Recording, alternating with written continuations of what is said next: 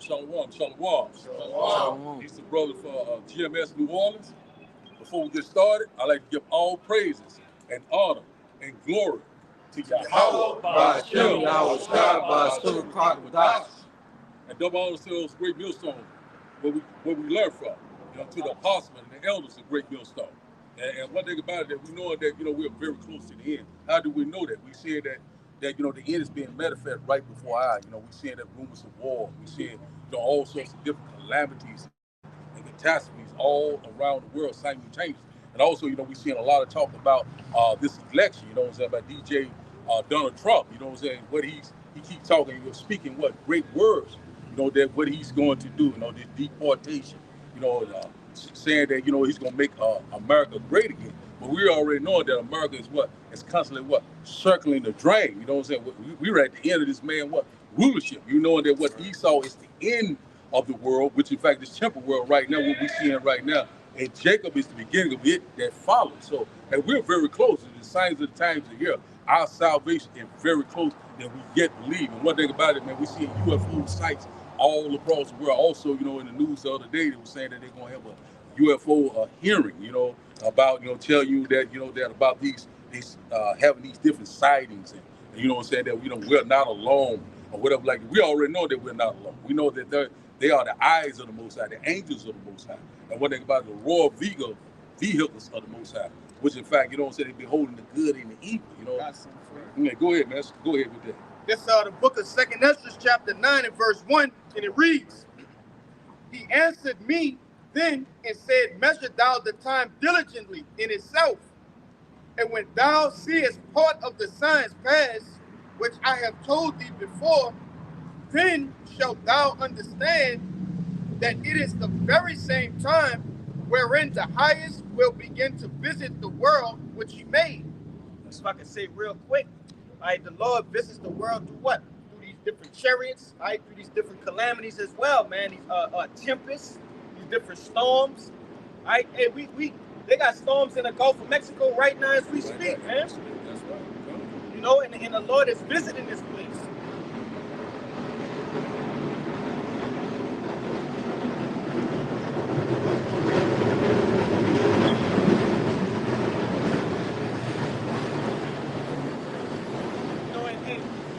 The Lord is definitely visiting this place, man, through these different storms. We've had over 5 different storms within the past 3 months, man. That's right. And I'm talking about cataclysmic storms that's causing death, destruction, mayhem. You want to say something? I want to say too, that's how we know we closely with things. You know what I'm saying? When they say measuring, it's a measuring stick. This word is measuring stick, man. You know what I'm saying? Show you, how close we are, to our day of our Lord. That's right. That's more. Verse 2, and it reads, Therefore, when there shall be seen earthquakes and uproars of the people in the world, then shalt thou well understand that the Most High spake of those things from the days that were before thee, even from the beginning. For like as that is made in the world had the beginning and an end, and the end is manifest. You got it? That's right. So we're seeing right now that the end is being manifest. How do we know that? The Lord gave us a guideline in Matthew chapter 24. Rumors of war, earthquakes in diverse places, all sorts of calamities and great catastrophes all around the world, simultaneously. So the Lord is visiting the earth that he created. And one thing about it, if you don't know that we're in the end time right now, you are totally lost. And one thing about it, you will be totally destroyed.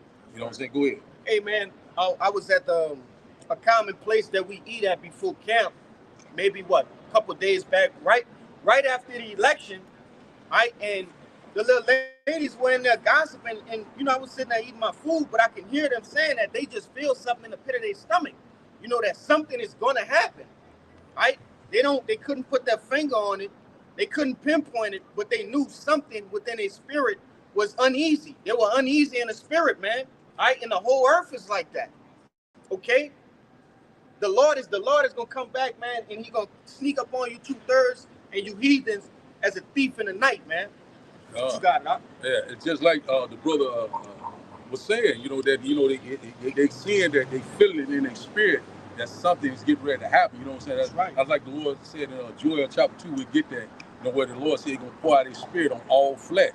So we see it right now that, that is happening. People, they feel it. They seeing the signs of the time.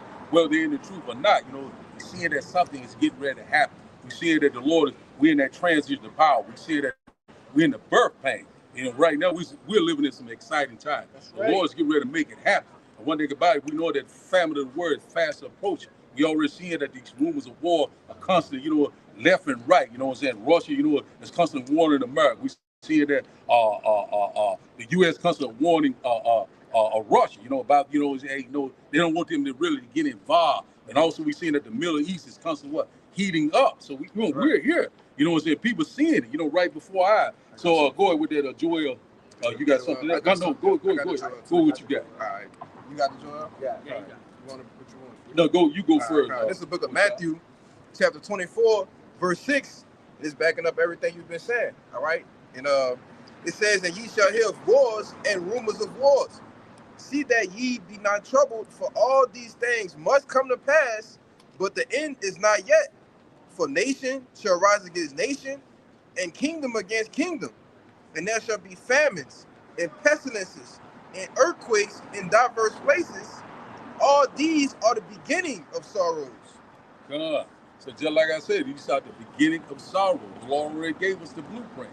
Rumors of war, earthquakes in diverse places. We see a nation arising against nation. And also we see that the nation is divided. It's already rumors of what? Civil unrest, civil war, right before our, sedition among men. So we seeing that, that they're getting ready to bring forth this new system, the NWO. We don't want to see it come out with it because we know how YouTube get down. But one thing about it, we know that they're getting ready to transition over to a digital programmable, also implantable society. MOTB is right around the corner.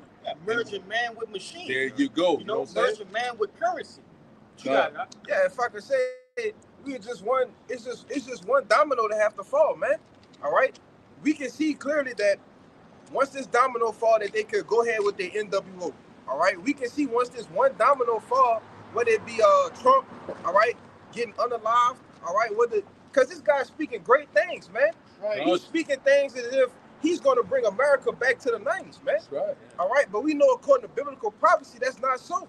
You see, we see all of the signs of the times. We see everything that's surely coming to pass, man. So we're in a period of peace and safety. You see, it's peace and safety right now. Yeah. Everybody think everything is going to go back to how it was. No, it said when you see peace and safety, then sudden travail is going to come, man. Go ahead, bro. I got it for you. You want me to bring it out?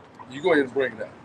That's the book of 1 Thessalonians chapter 5 and verse 1, and it reads, but of the times and the seasons, brethren, ye have no need that I write unto you. For yourselves know perfectly that the day of the Lord so cometh as a thief in the night.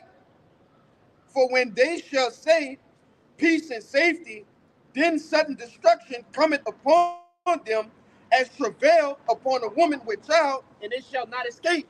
God. So that is about, so it's going to come a day when you're unaware, when you're not watching, when you're not redeeming the time, watch like a thief in the night. So one thing about that's why the Lord always say, watch, pray without ceasing. So we seeing right now that Donald Trump is constantly, speaking great words, saying he's going to bring peace. He's telling Putin that, to shut down this war between Ukraine and Russia, but he's not, he said, hey, damn what you talking about. So what did he do the other day? He put up photos of his wife, and Trump, he didn't say a word. So you already know that Trump is a puppet. So one thing about it, the Lord is going to bring forth these catastrophes, all these great disasters, and also he's going to bring it to a close and to an end. Go ahead. You got something? If I can say, it's beautiful because you have a lot of people who are at ease now that Trump is in office. Right? They are very much at ease. They really feel as though America is about to be made great again. They actually believe that. If I could say, he's not even actually in the inauguration. All right, and even ain't happened yet. You see what I'm saying? And you already had rumors that there wasn't going to be a 2024 election. But who's to say? We don't know what could happen between now in the times of January, That's right, where they keep Sleepy Joe in them, man. God. You see, and what that's gonna cause a civil uproar, civil unrest, man. You got the CIA even talking about we not letting them get in office, man. You see, but this is what Jake need to be paying attention to, watching and being sober. You know, go ahead, bro. Got something for you. Yes, sir. This the book of Romans, chapter 13, verse 11. It says, and knowing that, it says, and that knowing the time, that now it is high time. Hey, it didn't say no time. It didn't say it's all right time. No, it's high time, man. Go ahead. It says that knowing it is high time to awake out of sleep. For now is our salvation nearer than what we believe. God. So one thing about it is that, you know, it's high time to wake out of sleep. To wake out of that gross darkness, all these lies and deception, you know, and return to your true power. And while he can't be found. So a lot of people right now still are docile. A lot of people are still asleep. You know, still think that they're a good case. And one thing about it, you know, it's at the door. The Lord is getting ready to return. And one thing about it, we seeing that, you know, he's constantly bringing all these prophecies to pass left and right, one thing behind another, you know, just like a domino effect. You know, so we'll have a lot of people when you go to Ezekiel chapter 12 and verse 1, you know, they have eyes to see, but they see not. They have ears to hear, but they hear not. But one thing about it, you know what, spiritually. But see, one thing about it, we're here, but they believe it or not. So the Lord said, let not the incredulity, you know what I'm saying? Hey, you don't trouble it, you know, because one thing about it, the Lord is going to do these things. You know what I'm saying? But get that Joel chapter 2. Start around, I think around verse 22, where they say, you know, the Lord poured out 28. I got it. 28. I still got more for you. You got some more for it. First Thessalonians. Go with that first then. This First Thessalonians 5 and 4, and it reads, but ye brethren are not in darkness, that day should overtake you as a thief. Ye are all the children of light and the children of the day. We are not of the night nor of darkness. Therefore let us not sleep as do others, but let us watch and be sober.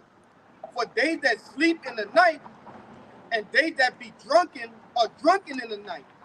But let us who are of the day be sober, putting on the breastplate of faith and love, and for a helmet, the hope of salvation. So one thing about it is that, you know, wisdom and knowledge should be the study of the time. You know, we don't sleep in the night. You know, so one thing about it, we can see in the dark. So this light, this wisdom, this knowledge. And one thing about it, you know, a lot of people right now, you know, still, you know, thinking that everything will be all right. Still thinking have a sense of normalcy. Still thinking that they have time, but we have run out of time. The Lord's getting ready to bring forth these last plagues, you know, upon this earth. You know, death and destruction. We're at the beginning of sorrow. We're in that transition of power. A lot of people right now are constantly playing games, but all the games are about to be over. You know what I'm saying? One thing about it, hey, a lot of people right now still are not believing what the Lord said in Romans chapter 3. What is something to believe? You know, the Lord said, hey, it would be none effect.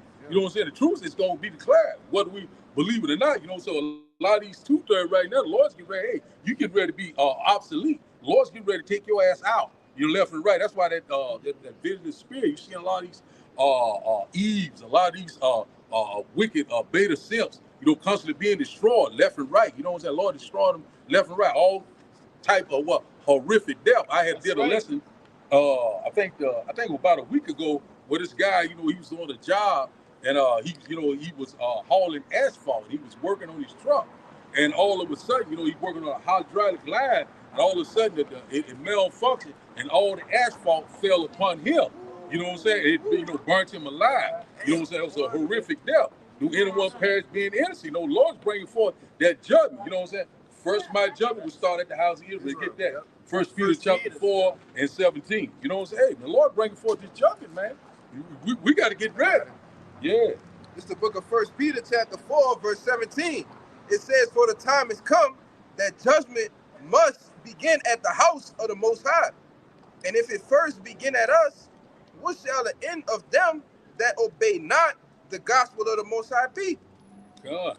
So one thing about it is that, you know, say, hey, you know, the Lord said, first my judgment will start at the house of Israel. You wicked Negro, you wicked Latino, you wicked Native Indian. The one, you know, some of them knowing that they're Israelite, but they still don't want to do right. The Lord's going to start at his house first. He's getting ready to purge out those rebels.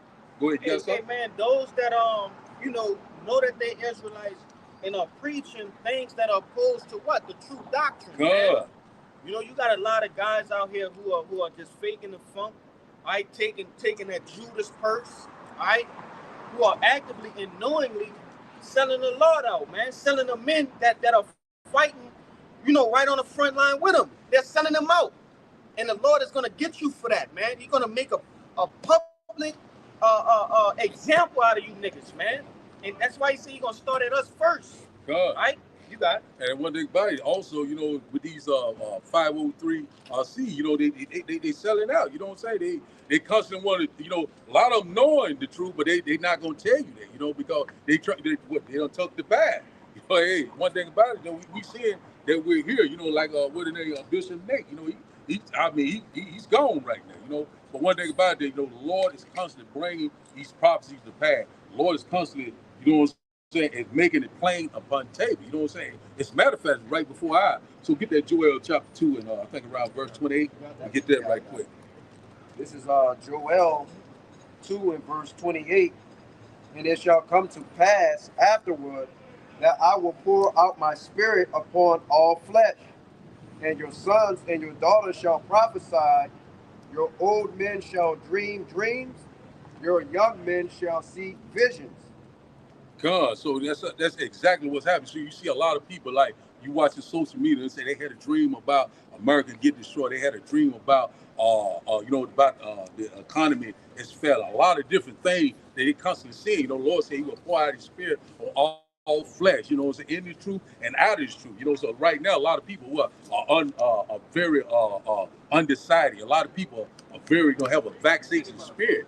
You know, they constantly. I think about the fucking job. Yeah, and one thing about it, God, one thing about it, we seeing that right, left and right. Those people are kind of uneasy right now. People right now are divided. You know, a lot of people right now, you know, attention is constantly rising, but they seeing that these things are happening, and also they seeing that what Donald Trump is doing. Go ahead. Hey, and also, hey, don't forget to mention this. They are afraid. God, You see? afraid. A lot of these people who have been proud over the years, have spoke bold things, okay, have done things and didn't regard the men of the Lord, man. They are becoming afraid. Just as we seen what? In the times of what? The C-19, man. Yeah. You know? Brothers have accounts of that. These people, they were calling different brothers. Hey man, what's going on? And you ain't talked to that person in damn near 2-3 years, man. You know? Yeah. But this is the times that we're living in.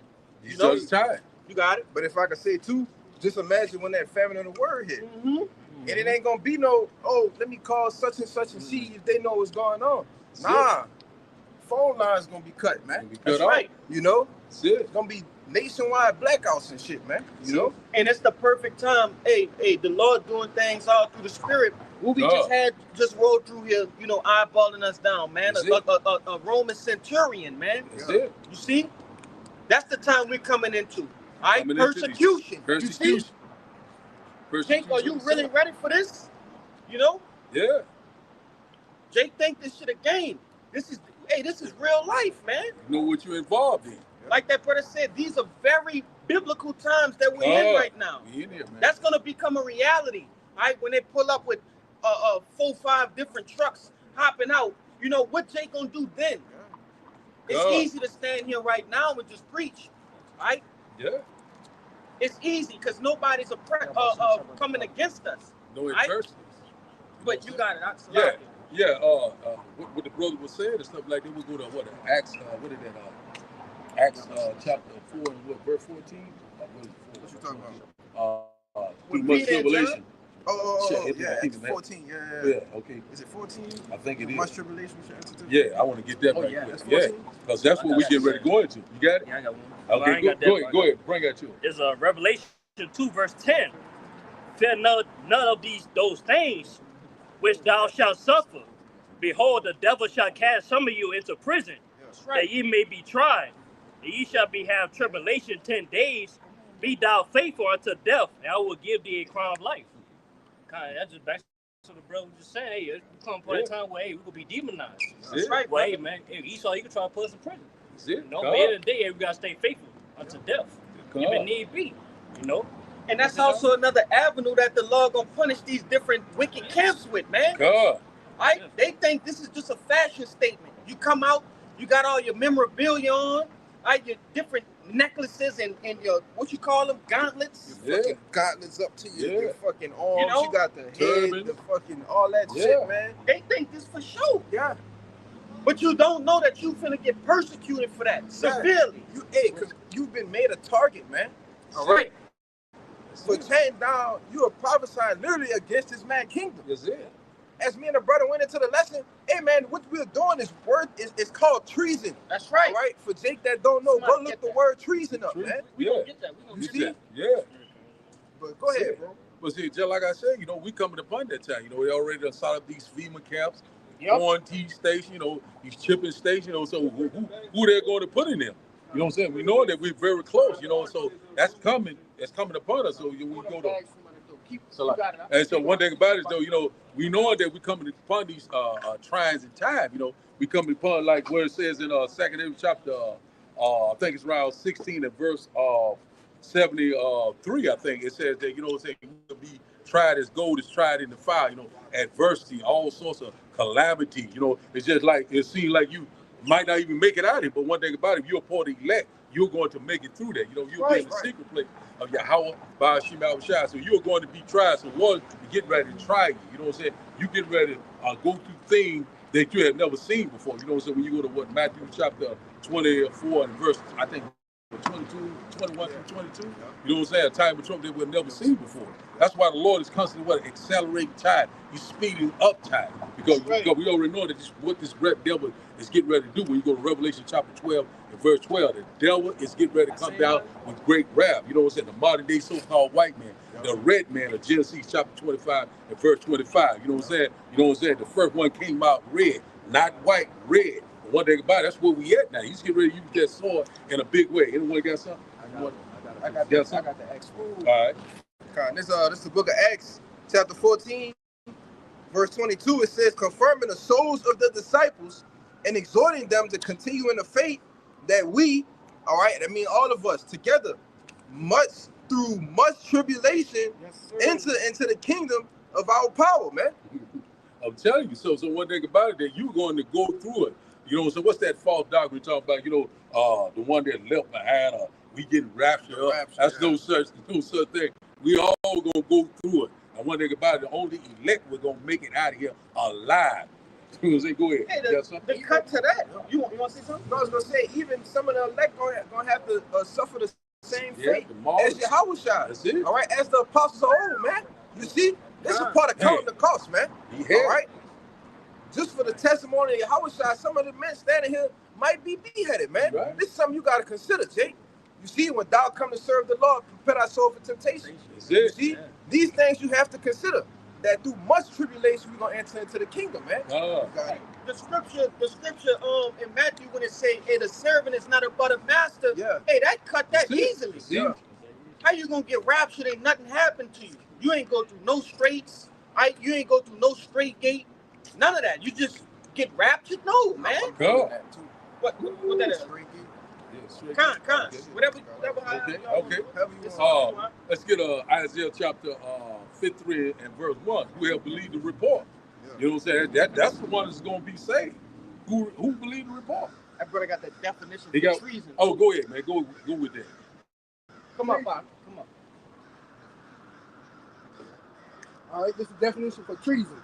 The offense of attempting by overt actions to overthrow the government of the state to which the offender owes allegiance, or to kill or personally injure the sovereign or the sovereign's family.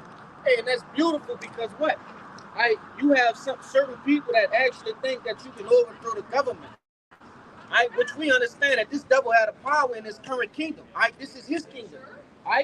We not into physically overthrowing this guy. Okay? And that's why I tell you in the book of 2 Thessalonians, the 2nd chapter, hey, this word is what's bringing this devil down. This word, I forget what it's in.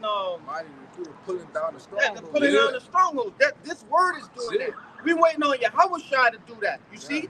But in this devil knows that is the only thing that can actually bring him down. There's nothing else in no other country, no other God, no other deity. Only Yahweh by Hashem Yahushua, the one that we speak of, in these scriptures is the one that can bring this devil down, man. That's it. Hey, and you had that devil, what his name was, J. Edgar Hoover, the head, what is it, the head of the FBI? You had him say, man, we got to do everything we can, just roughly paraphrasing, to keep the Negro down. That's right. You so-called Negroes, Latinos, and Native Americans, man, because they know once Israel returned back into their power, as it says in what's that prayer? What's that? Not prayer, Azariah. Judith, man. Once Israel is at one with their power, hey, who could be against us, man? Could be against us. That's it. You see, in the same, if I could say real quick, in the same times of the Acts of the Apostles, all right, it said, "Let us alone, leave us alone, for if this work be of the Most High, it ain't gonna come to naught. But if it's not of the Most High, it's gonna come to naught, man. So it ain't nothing he could do about it, you know." That's right. Go ahead, bro. I got the Isaiah 50. Let's get the second Ezra chapter 6 and verse 27. You know, to go along with Kyle was saying what you were saying, you know what I'm saying? He was getting ready to be put out. You know what I'm saying? The last okay. Yeah. But see, one thing about it, though, we seeing right now, you know, we're here. You know, we seeing right now things are getting ready to what? To break loose. We know that all hell is getting ready to break loose. Now, how do we know that? You know, tensions are constantly rising. 27. Yeah. Second Ezra chapter 6 and verse 27. Yeah. That's one of my favorite. This is the book of Second Ezra chapter 6, verse 27. It says, "For evil shall be put out, and deceit shall be quenched." Keep going. It says, "As for faith, it shall flourish. Corruption shall be overcome, and the truth, which had been so long without fruit, shall be declared." God. And when it's like verse 29 says, That's it. But one thing about it is that we seeing right now, evil is getting ready to put out. You know what I'm saying? All the lies and deception, all the gross darkness, you know, through this wisdom, this knowledge, you know, being a Lord in the highways and byways, you know, making these epistles, you know, 24/7, 365 days of the week, through the unicorn, through the, you know what I'm saying, the internet, you know, it's constantly going out. You know, we constantly exposing this devil, left and right. You got something? And who it all started with, man? It started with Abba Bivens, man. That's right. Yeah, John. Yeah. Hey, they gotta, you know, do their history within this time as well, man. That's it. That's when that truth that had been so long, what it said, without fruit. You see, that's when the truth started to bear fruit. That's it. Right? That's it. When Abba Bivens came on the scene, okay, and then it trickled down years later, decades later, all the way down to us, man. To us. That's fruit. The fruit. You see? That's right. And through the words of you know these beautiful apostles that have taught us, man. Man, you know, all through the power and spirit of Yahweh Shem Yahushua, evil is being quenched, man. Right? You got it. Yeah, just like you said, you know what I'm saying? You know, just like, you know, Abba Bivens, it's all started with him. What is that? That's right. Malachi, 4? You know what it said that Elijah would come? Mm-hmm. That's right, man. Yeah. So we Elijah the prophet before the great Lord. Yeah, that's right. So we know that we're here. So we know right now that, you know, these things are getting ready to pop off. You know, we seeing that right now, you know, DJ Donald Trump is constantly speaking great word, talking about this deportation, 1 million, I think a year. I think some report was saying 11 million, but we're gonna see how they turn out. Hey, just to think about it, what if they ain't ready to go? That's what I'm saying. What if the northern kingdom that came over here? What if they don't want to go? That's not gonna happen. You know what I'm saying? You already talking about they got MS-13. It's cartel leaders here. Venezuela gang. Why y'all talking about that? They just popped up. You got something? Yeah, look. What they say? Bring it up. Oh, yeah. Yeah. I'll read it real quick. This from Yahoo News. November 15th. This was yesterday. This from yesterday. It says migrants. Appreciate you, my man. Thank you, sir. I think he said muted for that music. Yeah. But it says from Fox News, it says migrants armed with loaded AR-15 attack. Migrants armed with loaded AR-15 attack police in Deep Blue City then are released. So you talk about Sending them Setting the back stage. home, man. Come You know on, what I'm saying? man. They setting the stage, you know, for what? For civil war, civil unrest, sedition among men. That's exactly what they want to start out of chaos. Also, had a report by Patrick Humphrey.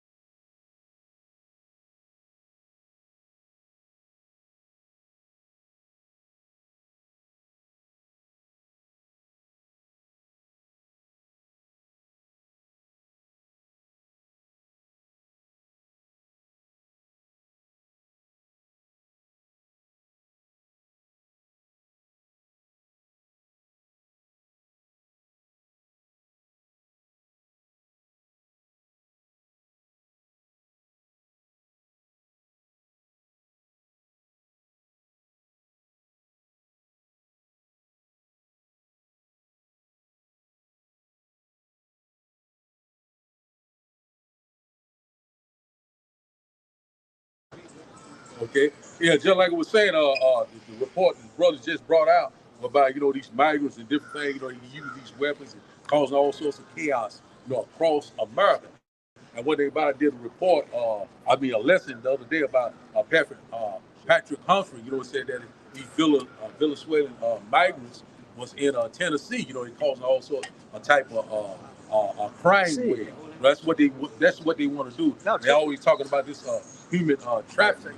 A lot of things that they're trying to accomplish, order out of chaos. And one thing about we already know that this, the devil is, trying to get that advantage. What is that advantage? Total control. NWO. Bring forth this new digital society. Which in fact is gonna be dealing with. It shall go into your right hand or your forehead.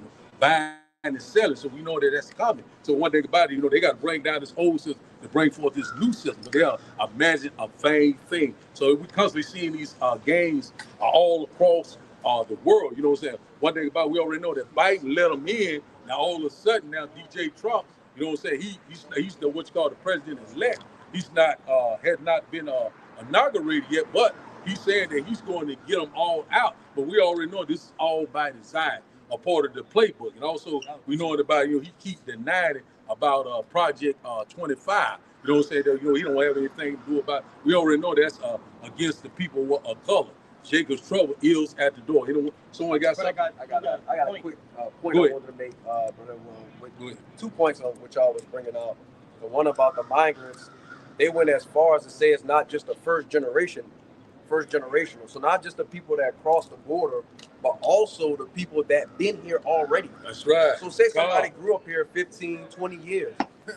If your parents came here illegally, they going back and you going with them. So those people are not going to go peacefully.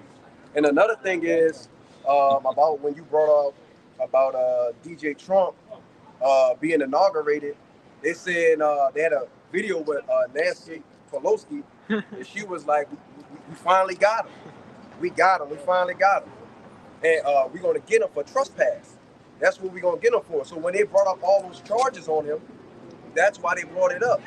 And they've been having it tucked away like a little loaded gun. Yeah. So they could use it before the inauguration so he won't even get in. God. So one thing about it, just like the brother said,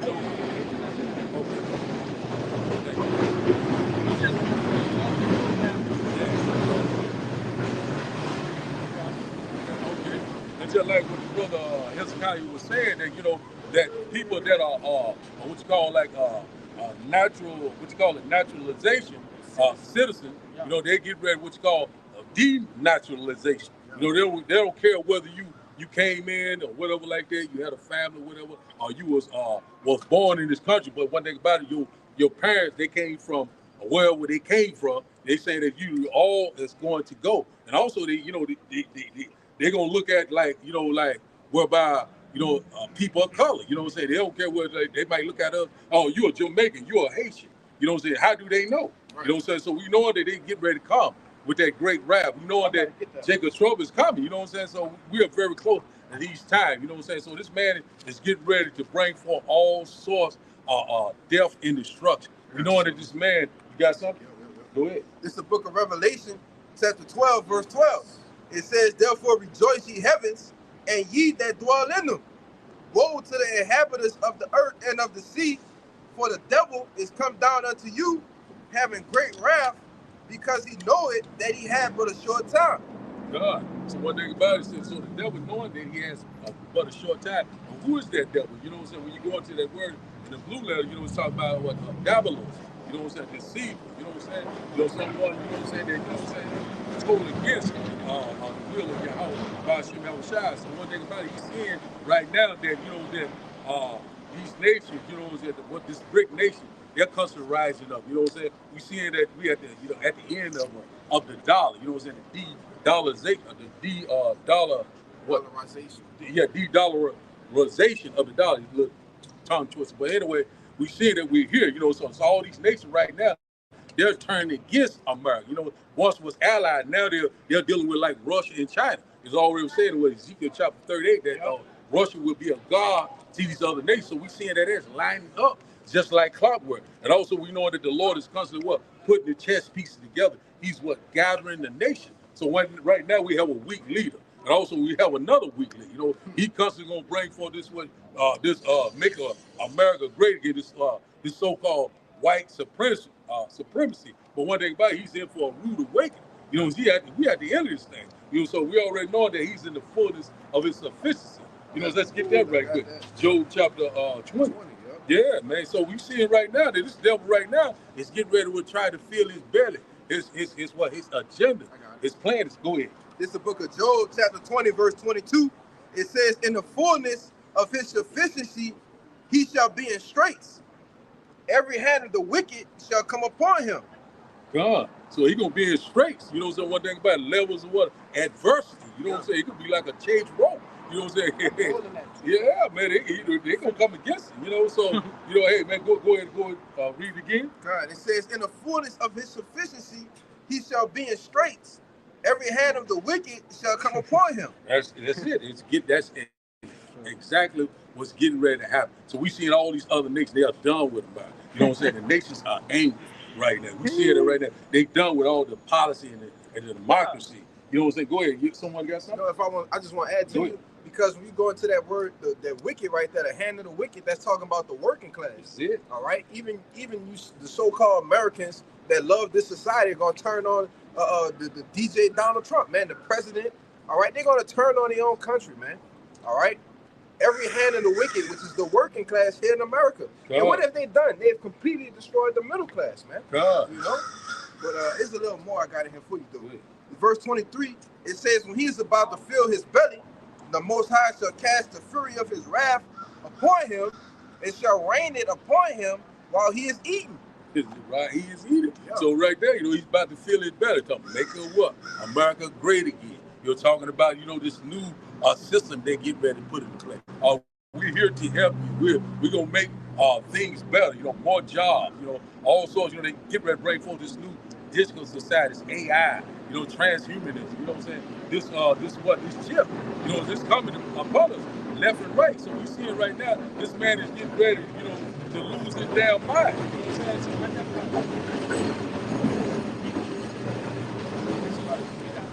Yeah, but so one thing about it, so he's getting ready to fill his belly. So we already know that with Trump getting off, he's talking to, you know, he keeps denying this 2025 project. When you get a chance, look it up.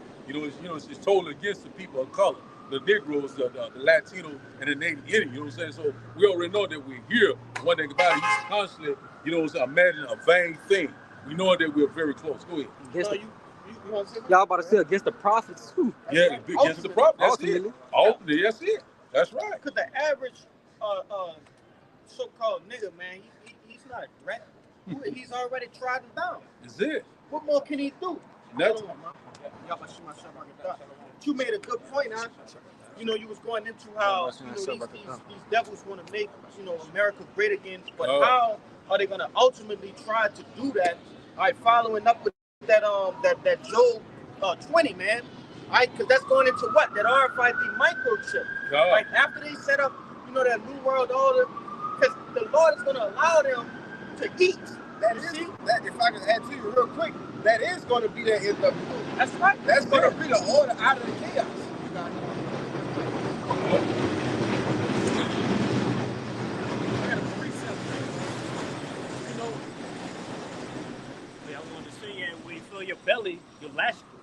what I'm saying? Like you settle, in a sense, man. Like you can't move. Like you just like some days. Yes. Relaxing in your leaves. Yeah, that's it. So basically, when they said the NWO, they be relaxing. You know what I'm saying? They think they good. They good. That's what law gonna catch my eye. See everything coming to pass. Yeah. Yeah, but one thing about it, we see it right now that we know that Trump's he's getting ready to bring forth all this chaos. I believe that through the spirit that this man is gonna be the NWO president. You know what I'm saying? Through the spirit of power. We know that he was not elected; he was selected. We already know that. Anyone got this something? Yeah, I gotta add to you. So like, if I can add to you real quick, which we believe through the spirit that this guy is Nero. All right, coming back in the spirit, man. All right, when you look at the things, all right, you get some own time, do some research on the things that Nero did. All right, one of the main things that he did was persecute the Israelites, man. You see, he was one of the main reasons that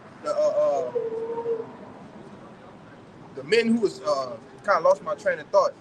But go ahead, bro. Yeah, he was the main reason why that he blamed it all on the Israelites. The city was on fire. Yeah. If I can remember that the city was on fire, he blamed the Israelites for that. Yeah. So what's getting ready to happen this time? So when it's go to circle and drain things and not working out his way, he gonna what? To blame at us. He gonna put it on us. Trump already doing it, huh? He pro JOO, huh? That's Trump. it. Yeah. That's what's next. And he said there's these prophets. Yeah. That said there's gonna be a war in the Middle East. I think he calls prophets of doom. He did say that on one of the clips. Yeah, but so we see that we're here, so we already knowing that this man right here, you know what I'm saying, if the Lord don't shut it down, you know what I'm saying, there will be no DJ Trump. You know what I'm saying? And we know that no flesh will be saved alive. We know this man get ready to use that sword in a big way. His technology, his blessing. You know what I'm saying? It comes from what? From Yahweh Baal Shem Yahushua. The Lord's gonna return, and take that sword out of his hand. You know what I'm saying? Hey, we see that we're here. It's playing out just like clockwork. Anyone got something? Yeah, I got something. I wanted to bring this out. Some brothers was talking about it. Right? With this devil, he's if you can't see that we're heading into the path of the New World Order, right? I'm not sure what to really tell you, right? What did Trump do? I'm gonna just read this. This is from CBS News. It says what to know about Trump's Department of Government Efficiency, led by Elon Musk. We all what Elon Musk is promoting. What? Merging man with technology.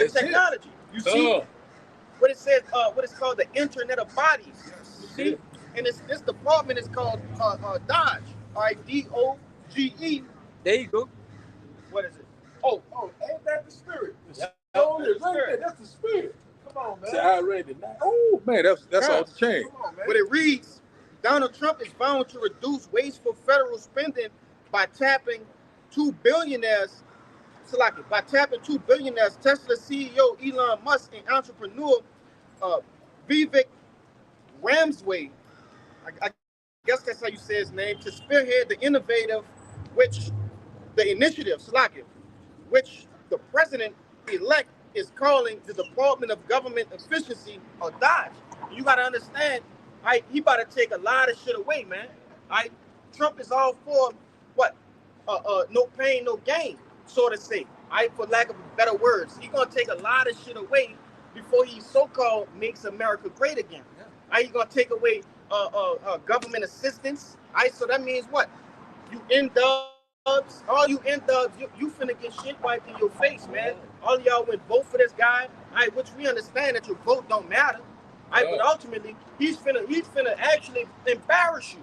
You see? He's about to take away a lot of shit, man, in order to do what? Set the stage for the New World Order. No matter if he's leading it or not, because they say with the Simpsons and all this, predictive programming shit. It don't matter. It don't matter. It literally don't matter. That's it. That doesn't really matter. They gotta do what they told. That's it. But this is, to back up that Job 20. This is the book of Psalms, chapter 21, in verse 9, and it reads, "Thou shalt make them as a fiery oven in the time of thine anger. The Lord shall swallow them up in his wrath, and the fire shall devour them. Talking about what? The nuclear missiles, man. All right? Verse 10. Their fruit shall thou destroy from the earth, and their seed from among the children of men. Now, who did the Lord destine that to? The one and only nation. Esau, Edom. You see? All right, now this is the point. Verse 11. For they intend evil against thee, they imagined a mischievous device which they are not able to perform. God. You got it? So when they about it, they're not going to be able to form their mischievous device, you know what I'm saying? You know, going into their agenda, going into their plan, you know, going into, you know what I'm saying, this MOTB. You know what I'm saying? Right. And one thing about it, you know, right when he's getting ready to feel is better, right when he's getting ready to set it up, the Lord's gonna rain down those thermal IBCM missiles, you know, thermonuclear fire. I'm right you know, here. It's in the Job. It's still in Job. It's still in Job. Yeah. That's the spirit. Go ahead. I'm gonna read back at 23 and I'm gonna read down. Okay, come. It says Job 20 and 23. When he is about to fill his belly, the Most High shall cast the fury of his wrath upon him, and shall rain it upon him while he is eating. He shall flee from the iron weapon, and the bow of steel shall strike him through. It is drawn, it cometh out of the body, yea, the glittering sword coming out of his gall, terrors are upon him. Gun, yeah, but see, that's like, you know, that's describing that these missiles gonna come out of those silos, you know what I'm saying? And one thing about it, you know, they're not gonna miss their mark. You know what I'm saying? One thing about it, you know, Lord's gonna be, you know, gonna have the spirit on these IBCM missiles, which in fact is the indignation of Yahweh Ba'ashim al that righteous anger. You know, the Lord's getting ready to bring this place to a close. You know what I'm saying? The Lord's getting ready to destroy this place. There will be no inhabitant left here. This is going to be the what? The lake of fire, the sack of death. You got it? Yeah, I just wanted to say this because in that Job it says that while he is eating, right? A lot of you niggas will get chipped. You see? A lot of you niggas gonna get chipped. All right? You're gonna be drug in the concentration camps, right? And you're gonna take that goddamn chip for little or nothing. Just a small amount of pressure will be applied, right? And you niggas gonna take that chip. God. And that's gonna get a law to what? The justification to do what? Oh, I got it. Hey, got it, brother. Y'all got it. That's spirit. I'm just a messenger. Yeah. That's all. All right, it's Revelations 14, verse 9. And the third angel followed them, saying in a loud voice, if any man worship the beast and his image, receive his mark in his forehead, in his hand, the same shall drink of the wine of the wrath of the Most High, which is poured out without mixture into the cup of his indignation, and he shall be tormented with fire and brimstone in the presence of his holy angels and the presence of the Lamb. God. So one thing about it, so you already know if you take that grain of rice, you know what I'm saying, you gonna have to suffer that, you know what I'm saying, that last indignation of Yahweh Ba'ashim al-Shah, that sack of death, which in fact is the lake of fire. The Lord said, do not take it. Trust and believe in him. And one thing about it, we know that these two-thirds, they're gonna trust in what? The strength of Egypt. They're gonna trust in this what you call this universal high income. They're gonna trust in whatever these lying wonders, you know what I'm saying? Oh, I'll take it, you know what I'm saying? This is not this, that is not that. You got something? Look what they did with the jab. God. They went Randy got the jabs. Yeah. Once they started closing off the restaurants, man, I know people personally that went ran and got it, man. Once they started couldn't enter, you can't go here without it. Man, they went ran and got it. The slightest amount of pressure. God. The smallest amount of pressure, man. Yeah. 3 of them. They got all 3 of them, man. Yeah. What did they say? You know what I'm saying? I don't want to lose my job. I got to feed my family. You know what I'm saying?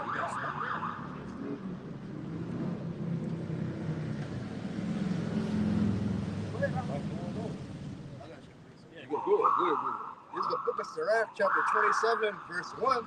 Many have sinned for a small matter. God. And he that seeketh for abundance will turn his eyes away. God. So just like you said, you know, hey man, a lot of people gonna, you know, accept things a small matter, you know, because, you know, they don't trust and believe in the Lord. They don't have faith. They don't have works. And one thing about it, you know, they're gonna line up just like clockwork. You know what I'm saying? Yes, I'll take it. You know, so I'm here right here. I got to feed my family. I got to get my medication. You know what I'm saying? I got to, you know what I'm saying, have a sense of normalcy. But one thing about it, though, the Lord said, you know, trust and believe in him. The one that saves your life shall lose it. life. You know what I'm saying? Remember what? Lot's wife. Go ahead. Lot's wife, yeah. Turning back. Verse 2, as a nail sticketh fast between the joinings of the stones, so doth sin stick close between buying and selling. God. Yes. So that's the main thing. So in order to be a part of this new system is what? You're going to have to take it what? Under the skin. And one thing about a lot of these docile two-thirds, these wicked-ass Negroes, you know what I'm saying, Latinos and Native Indians, they going to take it. You know what I'm saying? I got to, hey, man, I got to live, man. I got to do this. I got to do that. I got to take care of my mortgage, man. I got to take care of my family, man. You know what I'm saying? I don't want to lose anything. One thing, you're going to take a loss on this side, whether you believe it or not. You know what I'm saying? The Lord said, hey, through much tribulation, ye shall enter the kingdom of heaven. So a lot of our people right now, you know what I'm saying, they ain't know what you call of this world. You know what I'm saying? They are constantly, go ahead. You got something? Y'all gonna see, it said, sin do buying and selling. That they are buying and selling. Yeah. Because, for one, you're supposed to worship the Lord. So if you're doing that, you worship Esau. That's right. You know what I'm saying? So what? I would say too, one thing, and another thing too, it's in the law, you're not supposed to make any cuts on your flesh. That's it. So you ought to get that, MOTV. That's right, the Quran. You gotta get cuts on your flesh. That's it. You have to. The Lord said, don't do it. That's the ultimate form of ownership, man. Yes, this devil is literally about to own you, Goyim, man. That's it. You know, you 2/3, man, and the rest of you heathens. You know. That's right. So that badge of servitude, you know, so Esau is trying to make ownership of you. He's trying to really put you back into slavery. Once again, he's constantly imagining that thing, you know, but one thing about it, he's in for a rude awakening. And one thing about it, you know, when people see that they can't buy food, they can't buy medical supply, they can't buy things for their children, whatever they wife, you know, they're going to lose it. You know what I'm saying? Oh, I'm going to take it. You know, this is not that. You know what I'm saying? He's here to help us. The Lord said, never trust thy enemy. You know what I'm saying? Hey, man, we here. You know what I'm saying? But see, a lot of our people right now, they ain't gonna believe until what? What is it? Proverbs chapter 1, around verse 27. They shall seek me early, but they shall not find me. You know what the Lord said? I shall laugh at your calamity. What the prophets? You know, so we coming upon that time. You know, all this wickedness and deceit and lying, all these things get ready to be a thing of the past. The Lord is removing the covering cast. Isaiah chapter 25 and verse 7. You know what I'm saying? This mountain, what mountain? You know, mount going into what? The government. You know what I'm saying? Hey, man, the Lord's getting ready to do a mighty work. Yeah. Man, hey, man, y'all got something? Yeah. Let me stop with me. Go ahead. Y'all roll with it. Isaiah 36, points in verse 6. I'm going to get verse 5. It says, I say, sayest thou, but they are but vain words. I have counsel and strength for war. Now on whom doest thou trust, that thou rebellest against me? Lo, thou trusted in the staff of this broken reed on Egypt, whereon if a man lean, it will go into his hand and pierce it. So is the Pharaoh, king of Egypt, to all that trust in him. So hey, look, it's going into getting the MOTV, and what our people are going to trust in Esau Edom's the beast system, right? You know, making him their covering, right? And take it as soon as it be offered. Right. You know, they really, the TV itself is like a shrine to them, and they worship it. So what comes out of the TV, they just believe it. They just do it. Right. Yeah. And it's in the scripture, it says a broken reed. When you look up a broken reed, it looks exactly like that needle. Yeah, that's gonna be at that nail. That's gonna be on that chip, man. That's it. Palisade. The palisade. I believe that's a term for. God, go into your way. The term for that what you call it, man? That you jab with? I think it's palisade. Palisade. Yeah, palisade. Rampart. That's right. Yeah, rampart. Yeah. Right. This brother got a precept. Go ahead. I'm gonna let y'all bring out a few precepts. The book of Sirach, chapter 31, verse 6. It says, gold had been the ruin of many, and their destruction was present. Verse 7, it says, it is a stumbling block unto them that sacrifice unto it, and every fool shall be taken therewith. That's right, because the majority of these people are foolish, man. Like going into what that brother was saying, like they watching these different medias, social medias, different platforms, right? they're ruled and governed by money, man, by gold, like this brother just brought out. Like gold had been their ruin. You see, what's the modern day gold? That RFN note, how you say it? FRN note. Yeah, that FRN note, man, that Federal Reserve note. That little piece of paper that's in your pocket, man. That has been the ruin of many. You see? This. That's it. You know? Go ahead. And this shit don't hold no value, man. That's right, man. It's a fucking piece of paper, man. These goddamn devils have manipulated the money into people are killing over paper, man. That's right, man. You see? It has no value. Go ahead, how bro. much more when it's taken away? You see? Because right now in this present day and age, money is the thing that gives certain people leverage in this world. Right? So when everybody's put on an even playing field, what's the last thing that's gonna come into play? Brute strength. Right. Okay? That order out of chaos. When it be chaotic, that's when this devil gonna swoop in and say, "Oh, I have the perfect remedy for this situation," and that's gonna be that grain of rice, man. Lawlessness. You know, or that brain chip. Right. The scriptures talk about the man that wandereth out of the way of understanding. Yeah. You know, shall remain in the congregation of the dead. But also a rich man that doesn't have the knowledge, wisdom, and understanding. He's like a beast. So what you're about to see from the people is that they're like beasts. They're about to literally have animal instinct. That's right. They're going to go back to a primitive nature. That's what they're going to do. You know? I'm gonna grab that in a second. That's just 16. I got something too. Go ahead. What you got? Ezekiel chapter 7 and verse 19. Let's get that right quick. Ezekiel chapter 7 and verse 19. Right about to get it for you. Okay, come. You got it before I get it. You can No, grab it out. good. I'm about to get it in a second. 15, Salak. I'm saying 16. Okay, I'm gonna let y'all bring over. Yeah. It's all on you, brother. So page 7 and 19. Yeah, 7 and 19. This is the book of Ezekiel, chapter 7, verse 19. It says, "They shall cast their silver in the streets, and their gold shall be removed.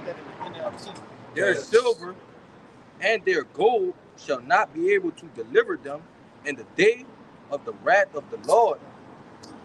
They shall not satisfy their souls, neither fill their bowels, because it is the stumbling block of their iniquity."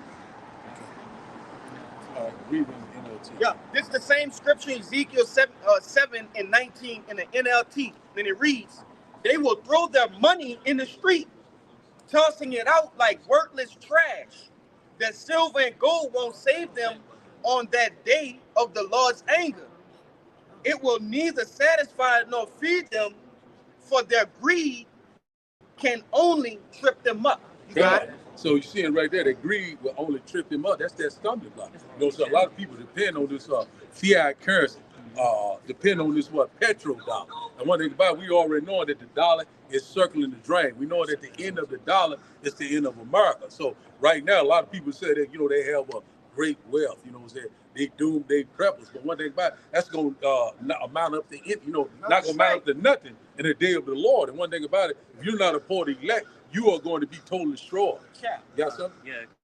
It's Proverbs 11, verse 4. Yes. Riches profit not in the day of wrath, but righteousness delivered from death. God. So just like the man said, you know what I'm saying? Riches is not going to profit a damn thing.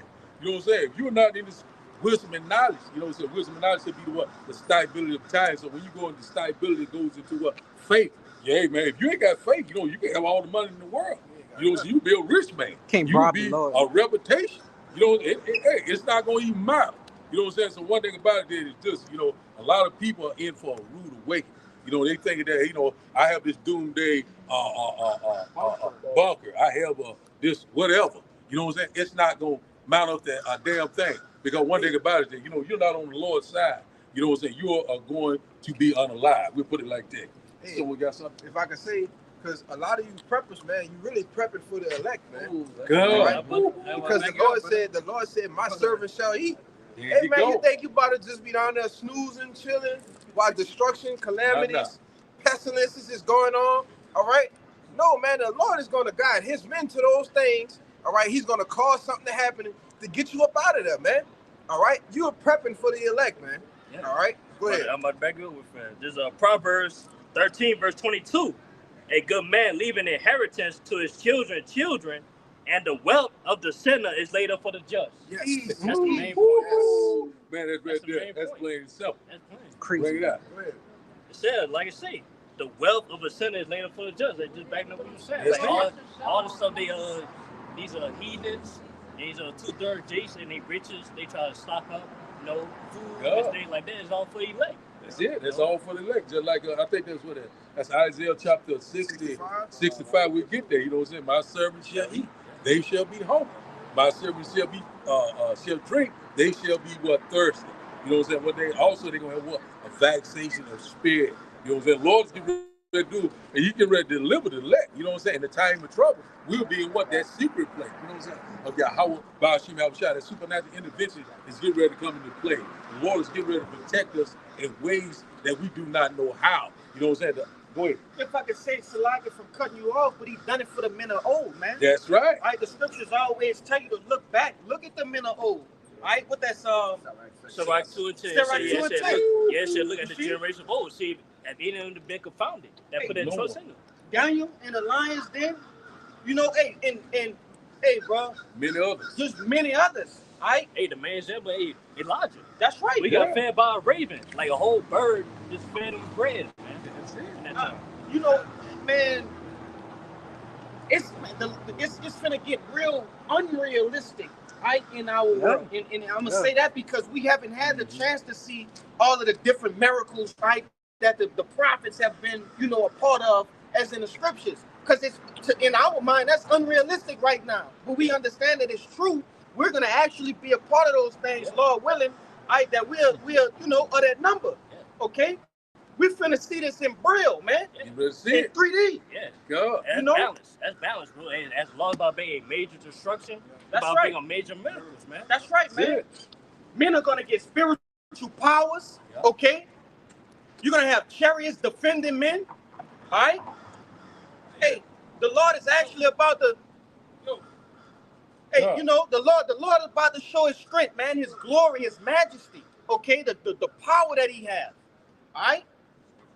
He's gonna show that in the earth, all right? Because this present age has not seen, the true glory in the extent of the Lord's hand, all right? They haven't seen that. God. Okay, and He's gonna do it through us. Through us. You got it, Ox. To the man of the Lord. What? It's a precept that what he was just saying. I think it's in Habakkuk. I would do a thing your day. 1:5. Yeah, bring that out. That the spirit He brought me right there. Work. Yeah. And He's doing it now. He's doing it right now. Yes. He has pulled men from what? From different walks of life. That's right, Ox. That's a wonderful work. Yeah. Brother said week in and week out, all across the globe, there's a million things that we could be doing right now on this Saturday night. I would say beautiful, but it ain't. No. Right? Because we're in hell. It's a million things we could be doing, man. Right? But the Lord has us here doing His work. Right? Doing that dirty work. Right? Getting out. Just another thing too. It makes it so beautiful. Hey, we nobodies to the world. That's right. Hey, we just working. We just regular people. That's right, man. We to the Lord, hey, man. We major, man. You know what I'm saying? Brother got the precept. Somebody got the precept? Yep. God. This is Habakkuk 1 and verse 5. It says, Behold, ye among the heathen, and regard and wonder marvelously. For I will work a work in your days, which ye will believe not, though it be told you. Exactly. So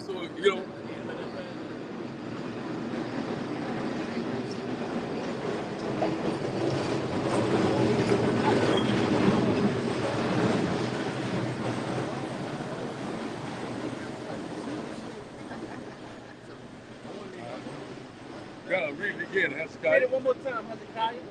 Shit, watch them bad. Oh, come. God. Read it one This more is time. Habakkuk 1 and verse 5. Behold, ye among the heathen, and regard and wonder marvelously. For I will work a work in your days, which ye will not believe, though it be told you.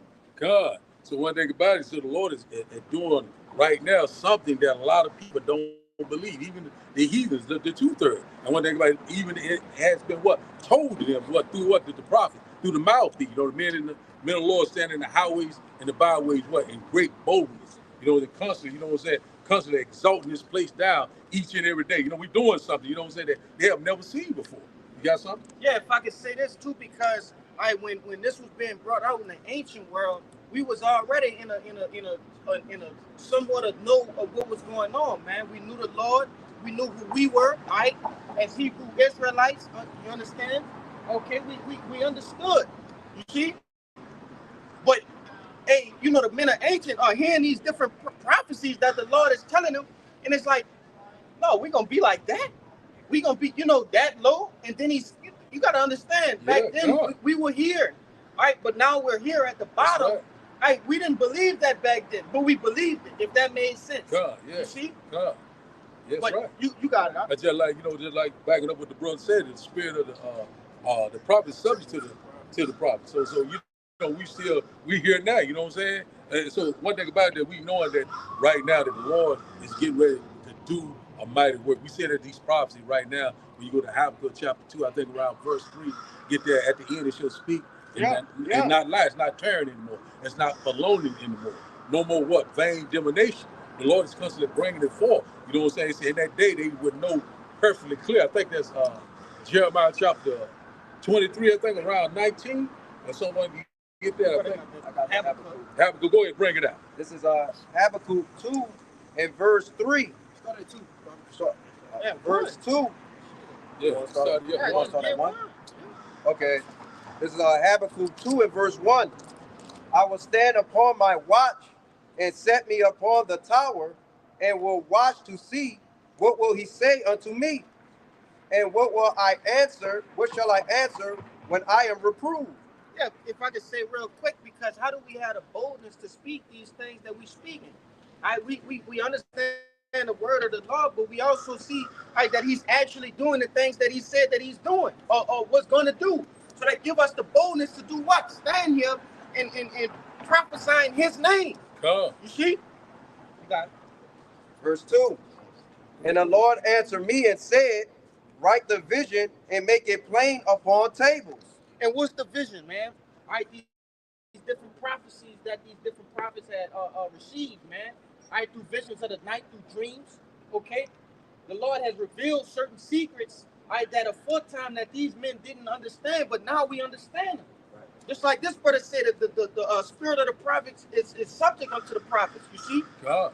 Hey, we back in our lots, understanding the very same prophecies that we had wrote down in the ancient world. Wow. Okay, the Lord has given us the understanding to actually break these things down and understand them.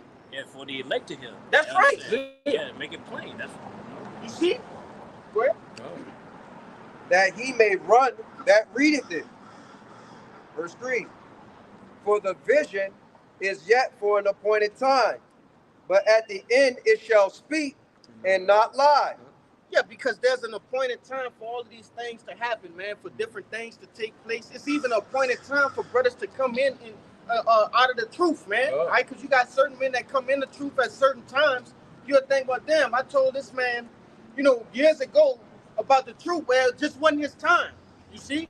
You got certain men that exited the truth. The Lord gave them a duration, right? And they're no longer with us. You see? But it's everything is set for a appointed time. So how much more the prophecies, man? Right? The different you know, things that the Lord had told us to watch out for. Okay? But that's why we can't speed up anything, because there's there's a month, a day, a year, a very second for things to happen. That's said mention. Yep, you got it. But just like I say, you know, we seeing that we're here. You know, we knowing that, you know, it's at the signs of the times. We know that the prophecies are speaking loud and clear. You know, at the end, they shall speak and not lie. They're not baloney anymore. They're constantly rolling just like clockwork. You know what I'm saying? We see it with our own eye. The end is being manifest. You know, so give me Jeremiah chapter 23. I think it's around verse 19, if I'm not mistaken. When you read it, I know what you hear. I think it's 19, if I'm not mistaken.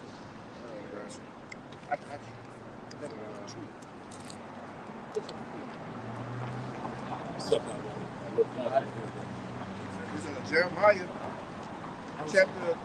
Yeah, some more. Yeah, some more. Yeah, just a little bit. Go ahead. And it says, though it tarry, Wait for it, because it will surely come. It will not tarry.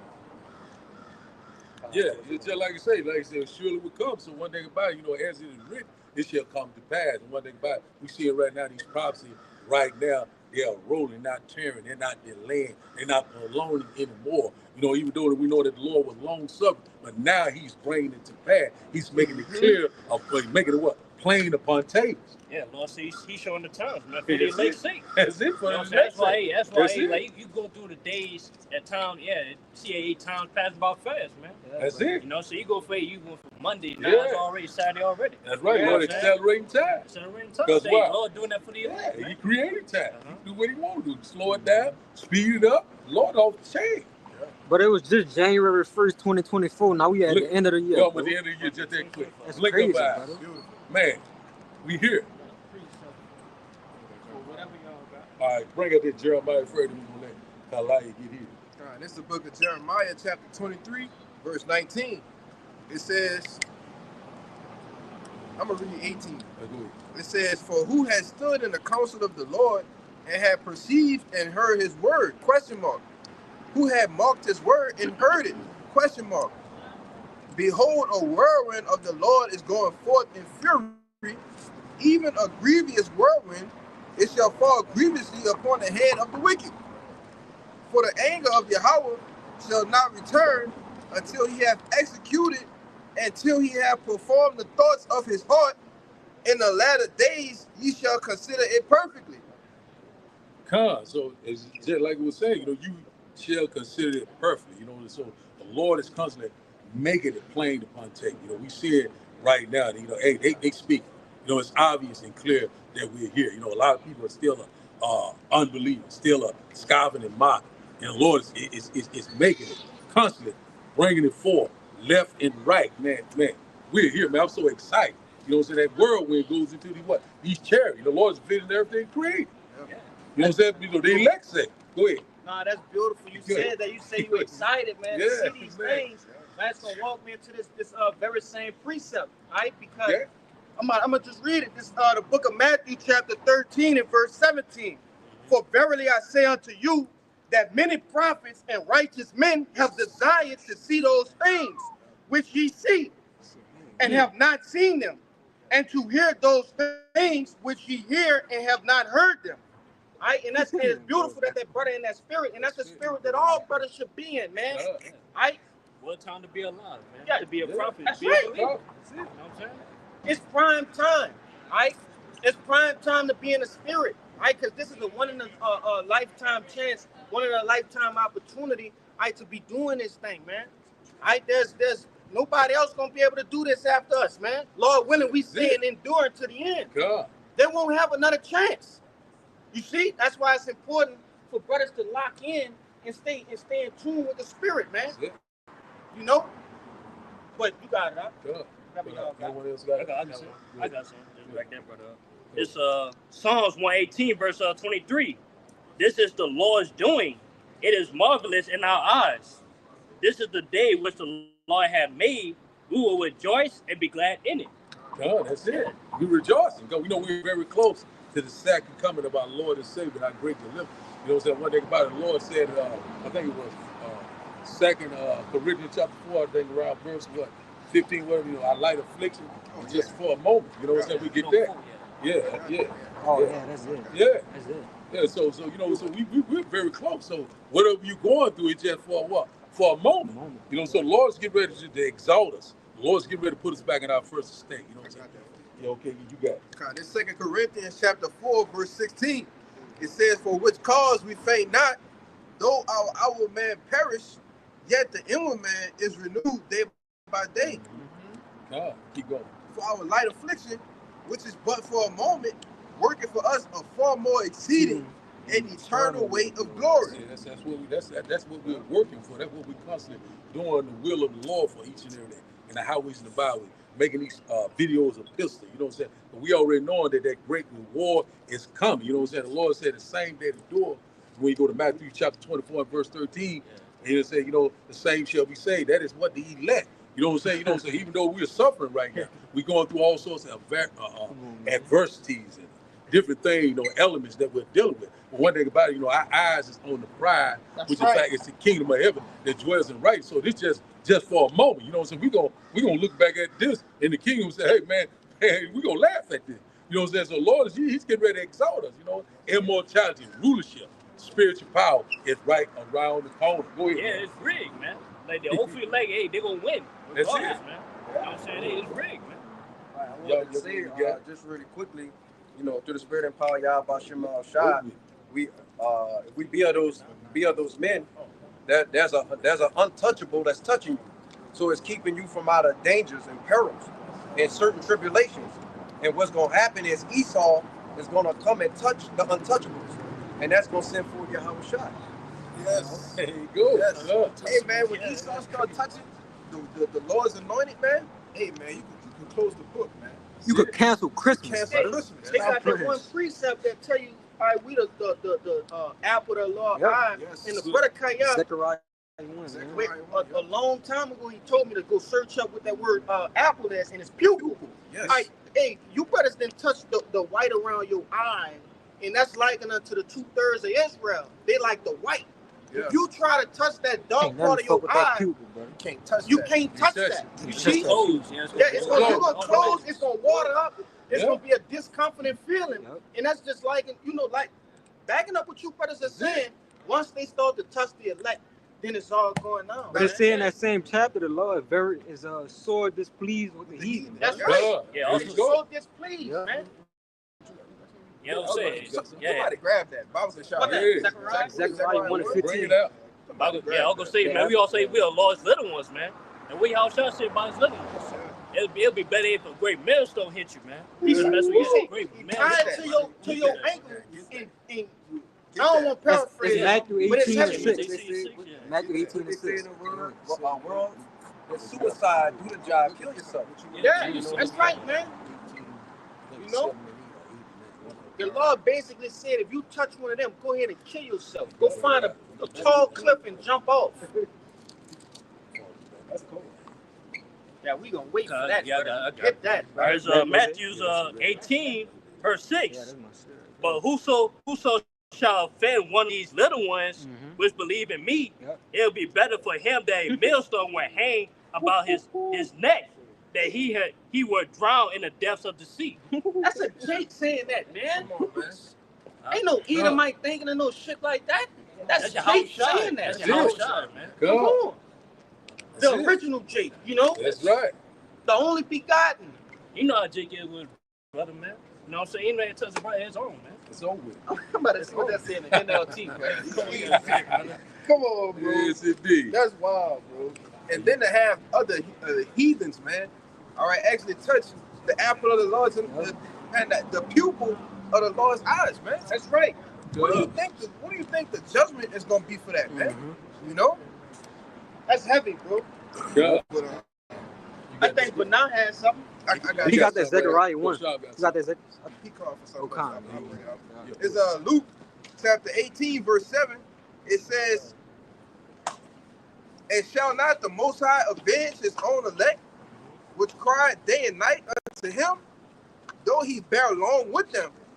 I tell you that he will avenge them speedily. Nevertheless, when the Son of Man cometh, shall he find faith on earth?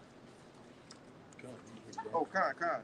It says, shall not the Most High avenge his own elect, man? So even, brothers that get put down, brothers that suffer torments, all right? That's right. Hey, man, Yahweh Shai, as it says in Wisdom of Solomon, the 15th chapter, he going to leap off the throne like a lion, man. Like a fierce man of war. You see? Go ahead. Like, I want to make an example. Like, it's like a child. You know what I'm saying? He going to keep on, basically, like an example for a child. Yeah, basically, man, they gonna cry to their parents till they get what they want. You know what I'm saying? They gonna keep on begging them, man, till that parent getting what they want, man. So that's the same day with us. Hey, we keep on crying to the Lord. We cry to the Lord daily, man, for the abomination thereof. Yeah, it said the innocent and the righteous complaining, the souls of the just complain continually, man. That's right. That's right. Yup. But that was it. That's a heavy I got that Zechariah 1. You said one in Yeah, 15. the sword displeased is the 15. The other one should be on the other side. The apple of the eye should be on the other side. Yeah, like It's 1:8. I'll read that one. Zechariah 1:15. I'm gonna let that go by. What you said, I?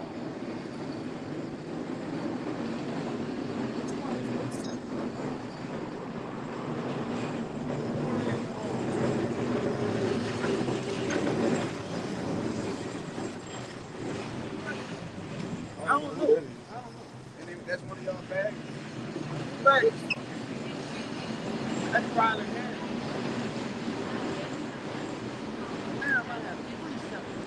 It's Zechariah 2:8, brother. It's 2:8, not 1:8.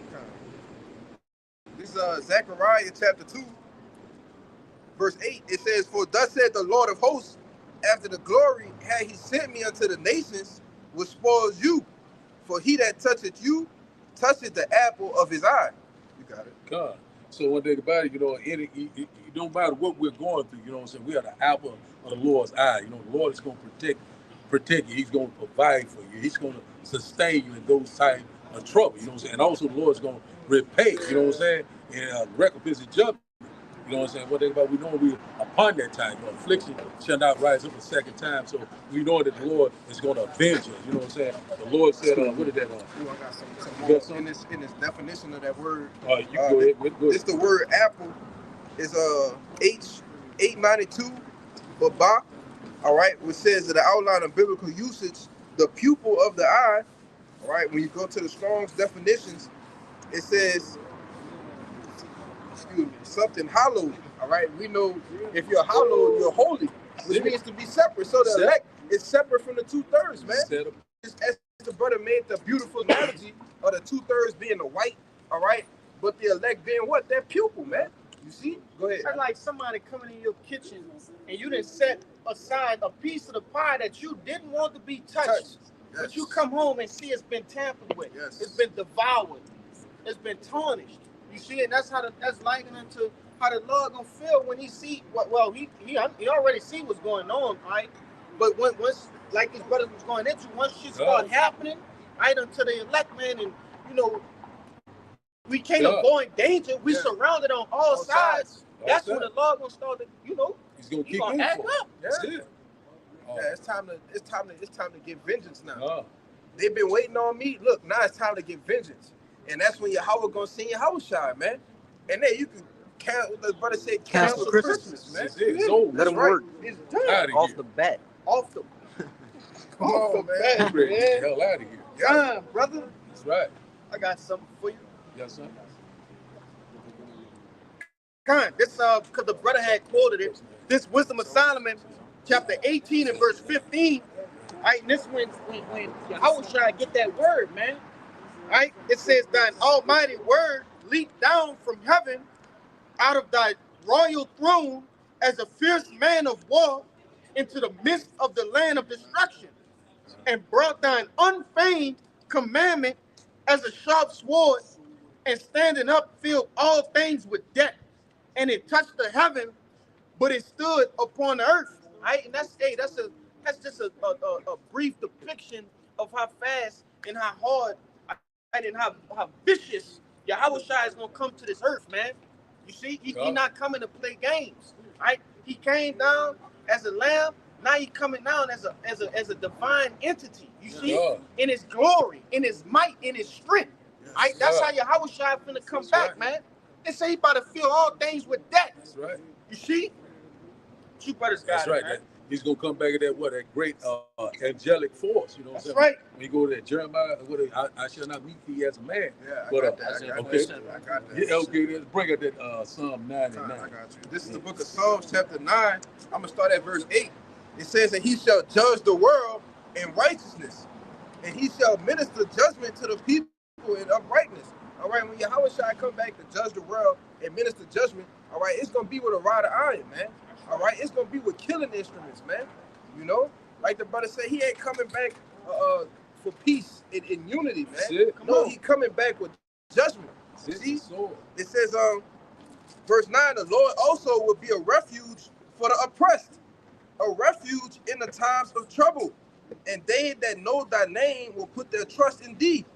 For thou, O Yahweh, has not forsaken them that seek thee. God, that's the elect. You know, so one thing about the Lord would never forsake you and never leave you. Because one thing about it, you trust and believe in him. Yep. And one thing about it, the Lord is getting ready to show up and show out. That's the Lord's right. getting ready to show forth sir. his great glory and his great power. You know, the Lord's getting ready to introduce himself once again to these heathen nations, also these two-thirds. You know, they get ready to know the name of the Lord. Now, every tongue shall confess, every knee shall what? Bow down. That's right. How by Hashem Yahushua.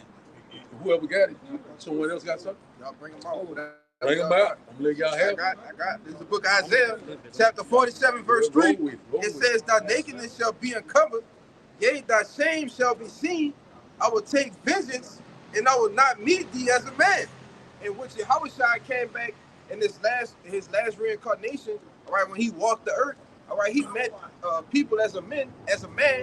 He met men as a man, all right, even though, you know, he had different forms of spiritual power, you know, he can see, you know what people thinking, know what people motives was.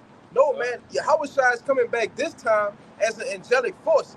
He's literally coming back as the Son of the Most High, man. God.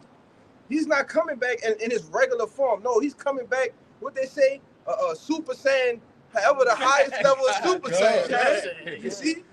Super Saiyan. That's it. That's right, Doc. Hey, just like the brother was saying, you know what I'm saying? When you go to what, Revelation chapter, I think it's 1, every eye shall see him. Yep. You know what I'm saying? Hey, you know, the Lord gonna make his grand appearance, you know, so it's not gonna be no type of, you know, I don't believe that, I don't believe that. You gonna know in that day, you know, when the Lord show up, the King of the universe, you know, he's getting ready to return and set everything back in the order. You know what I'm saying? Hey, man, every eye shall see him. He'll behold, he coming with cloud. Go ahead, go roll. All right, it's Philippians 2, verse 9. Wherefore the Most High also have highly exalt him and given him a name which above every name, that that name of Yahushua every knee shall bow, of the things in heaven, things in earth, and the things under the earth, man. And every tongue shall confess that Yahushua is Lord, to the glory of the Most High, to the Father. Man, that's beautiful. Break it down. The way you say here, Yahushua is given a name, man, that's highly exalted. Every name, that's not talking about a regular name. That's talking about a reputation, man. That's right. You know what I'm saying? It's a position. God, and Lord of Lords and King of Kings. You know, so that's, you know, hey, you know, Lord gonna have a reputation when he returns. You know, so we seeing right now that we're very close. Our salvation at the door. We seeing what UFO sites are all across the world, sighting left and right. So we already know that, you know, Esau is talking about this, what is that, UFO hearing, you know what I'm saying, that, you know, that hey, when we get ready to, they close this to the public, we already know what they are, you know, so they know what it are, what it is. So the Lord is constantly, you know, exposing and revealing things, you know what I'm saying, and also, once again, removing the covering path, the lies and the deception. Yeah, one thing about it, the truth is constantly being declared left and right. You got anything?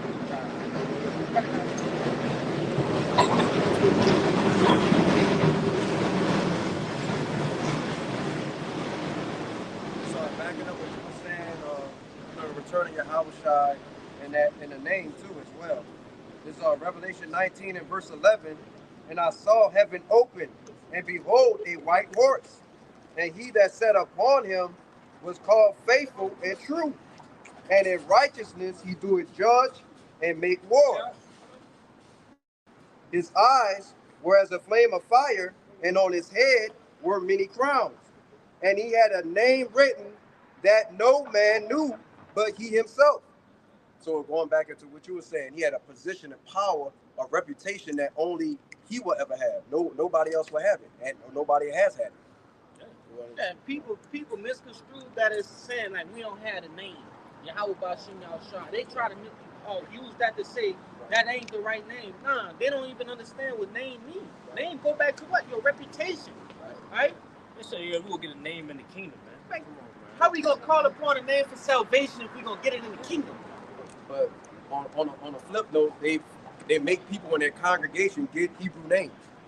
So what's the point? Yeah. This holds all through that. What we getting at? Right. I got something backing up exactly what you brought out. This is the book of Daniel, chapter 7 and verse 13, and it reads, I saw in the night's vision, and behold, one like the Son of Man came with the clouds of heaven and came to the Ancient of Days and brought him near before him. And there was given him dominion and glory and a kingdom that all people, nations, and languages should serve him. His dominion, the everlasting dominion, which shall not pass away, and his kingdom, which shall not be destroyed. I ain't just backing up what that brother had brought out. Right? Because the Lord about to take all the crowns from all of the different nations, man. Right now, it's a gamble for power. It's a contest for power. Right? Who's gonna be the next world power? Right, on the face of the planet Earth. Right? You have different people that believe Donald Trump will be, Russia will be, North Korea, Kim Jong-un.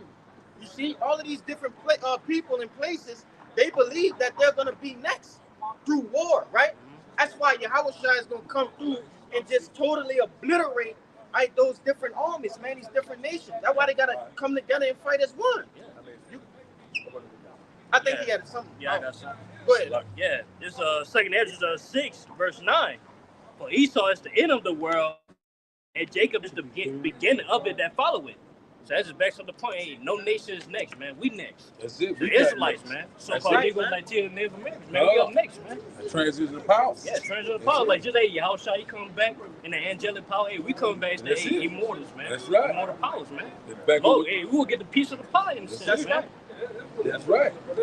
Back up what he was saying, let's go to that transition of power that Sirach, what is that, 10 and is it 10 and 8 or is it 10 and 10? 10 and 4? Yeah, get that. That transition of power. That because of unrighteous dealing. 10 and 8? Yeah, 10 and 8 is what I thought. Get that right quick. And then back up what he was saying. So we're in that transition power right now. We're in the birth pain, you know what I'm saying? We're coming to the climax. You know what I'm saying? Esau and Jacob. Okay. This Sirach 10 verse 8. Because of unrighteous dealings, injuries, and riches got by deceit, the kingdom is translated from one people to another. God. See, so one thing about it, the kingdom translated from one people to another. You know what I'm saying? That one people was Esau, to the other is what is Jacob. You know what I'm saying? Jacob is the beginning of it that follows. So by what?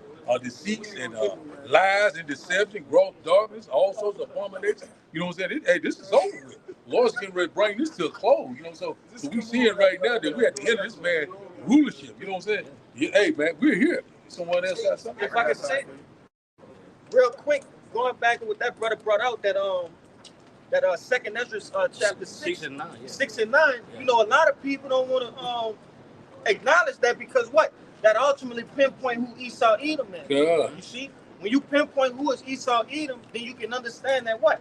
That who's next? Who's next? Right? The so-called blacks, Latinos, and Native Americans. That's Their kingdom is coming up next. That's right. You know? God. But I know you had a precept, huh? Yeah. It don't matter. Go ahead. What the brother Raw had brought out. This is Revelation 11, verse 15. And the 7 angels sounded, and there were great voices in heaven, saying, the kingdoms of this world are become the kingdoms of our Lord and of his anointed, and he shall reign forever and ever.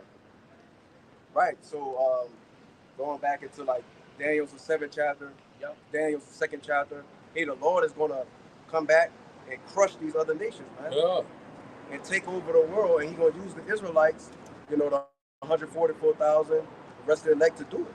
As the governing body. Yes. I got something back here. This is Daniel chapter 2, because I was holding that Revelation 11. You know, I was holding that. It's Daniel chapter 2 and 44. It says, and in the days of these kings shall the Most High, shall the power of heaven set up a kingdom, which shall never be destroyed, and the kingdom shall not be left to other people, but it shall break in pieces and consume all these kingdoms, for it shall stand forever. You know, and when Yahushua come back, all right, that's why this brother read in Revelation 11 and 15. The kingdoms of this world are going to be the kingdoms of our Lord, man. All right, why? Because what does the crown represent? Power, man. You see, and he's coming back to take the rulers of this world, the ones who sit in the power seat, all right, who the world ignorantly calls Jesus Christ. He's coming back to take the thrones, man. All right. He's coming back to take the crowns from the rulers of this world, man. That's it. All right, and he ain't coming with roses, man. He's coming with swords, man. And fire, man. Go ahead, man. That's it. Yeah, so not only we up next, we lasting forever and ever, man. That's right. You know Right. what I'm saying? Hey, it said he's gonna break in pieces the kingdom, man. That's it. You see? Go ahead. And contrary to popular belief, what follows that, everything that this brother had brought out, is what? These so-called Edomites. These so-called white people, these Edomites, they're gonna be the basically the new Negroes, you see, of the next kingdom. Alright? They're gonna be the slaves. What's up, brother? You know? They're gonna actually be the slaves, okay? They're gonna be sold and traded. Alright? Because when you have a transition of power, you have to understand there has to be some sort of hierarchy. Somebody have to be at the top and somebody have to be at the bottom. That's right. Right? It's only right. It was done unto us, so it must be done unto them. Yes, go ahead. Deuteronomy 30 verse 7. And the Lord thy power will put all these curses upon thy enemies, and on them that hate thee will persecute thee, man. That's right. That's based off the brother, man. Hey, man, once we come in power, man, hey, Esau, he gonna be brought low. He gonna be in slavery, man. That's right. You know what I'm saying? He gonna deal with the curses. Well, what's done to us gonna be done to them. You know what I'm saying? You're gonna reap what you sow. And one thing about it, it's payday. The Lord's getting ready to repay. You know what I'm saying? One thing about it, no one gotten away with a goddamn thing. You know what I'm saying? Right. Hey, you get ready to pay. It's all recorded. That's it. It's already recorded. All the big payback, man. The big payback. The big payback. That's it. You know, the Lord get ready to bring it. You know what I'm saying? So they get ready to go into servitude. We get ready to go into rulership. So it's gonna be like, you know what I'm saying? They're going from riches to rags. We going to rags to riches. You spend the power. Yeah, how about you? Shine. Woo! Someone got a precept. I got that. Numbers 24 and verse 17. I shall see him, but not now. I shall behold him, but not nigh. There shall come a star out of Jacob, and a scepter shall rise out of Israel, and shall smite the corners of Moab, and destroy all the children of Sheth. Oh, okay, we finna get to bring them out. And I'm gonna go to verse 18. And Edom shall be a possession, Seir also shall be a possession for his enemies, and Israel shall do valiantly. Break it down. Right. So hey, look, at the return of Yahushua, what's gonna happen? Like we've been going into. Hey, all the kingdoms are going to become the kingdoms of our Lord. That's right. And chiefly Amalek, you know, the JOOs, they're gonna be the first fruits of slavery. That's right, man. That's why that's why it says Edom shall be a possession right out the gate. You know, because who are the ones building those space not stations, but the space bunkers? Yes. Right there, they're trying to flee the nuclear destruction in the plane, man. All right, they're trying to dig into the ground. All right, and have those nuclear fallout shelters. Yeah. All right, but hey, man, some of you are going to succeed. Yes, you're going to go over there to Switzerland. All right, in your private jet. All right, get into your fallout shelter, and hey, man, Yahushua and the elect gonna come knock on the door politely. Hey, you see? And that's what that movie Greenland was about. Yeah. You brothers ever seen Greenland? Y'all seen that before? Yeah. It's a good movie, man. They say it's asteroids, but it's not. Right? You know, we deal with the scriptures. We understand, you know, the subliminal messaging in that. Okay? It was going into, like, there was an asteroid storm coming that was going to wipe out the earth, which we understand the whole earth ain't going to be destroyed. All right, you want to say something? No, I was going to say, I was going to add on to what you say. I want to go ahead and finish. And, you know, these people have if you brothers ever played that game Fallout, right? It's a game that pretty much they go into what? The nuclear destruction happening and what happens after the nuclear destruction. They think that they're going to come out of these different bunkers and start to rebuild. You see? But that's not going to happen, man. You know, we understand that there's a whole nother, there's something after this. You see? But you got it out. Yeah, there was also a movie on Netflix. It was called Don't Look Up. And there was a team of physicists basically, you know, going around saying, hey, man, look, we got a giant so-called meteor coming to hit the earth. You know what I'm saying? And it was warning the people, and in the movie, the media didn't want to warn the people. They say, man, this is going to wipe out, this 1 meter is going to wipe out the whole planet, man, or at least all the states. And all of that is symbolic for the nuclear missiles, right, that's going to come and destroy Babylon the Great, a.k.a. America. Got it, huh? All right, so what got something? Who got the next precept? I'll do, yeah. Go ahead. I want you. You had something, right? We're just backing up the point. Like, all these things that our enemies have done unto us is going to come back and bite them in the ass at the end of the day.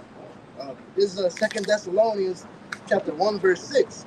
Seeing it is a righteous thing with the Most High to recompense tribulation to them that trouble you. Basically, yeah, all these things that our enemies have done unto us, it's a righteous thing for us to go and get our payback. Yeah. We're going to have them as slaves in captivity, just like it says in Deuteronomy 30, verse 7. Hey, right. If I could add to the brother, because read that again, Baba Kashaf.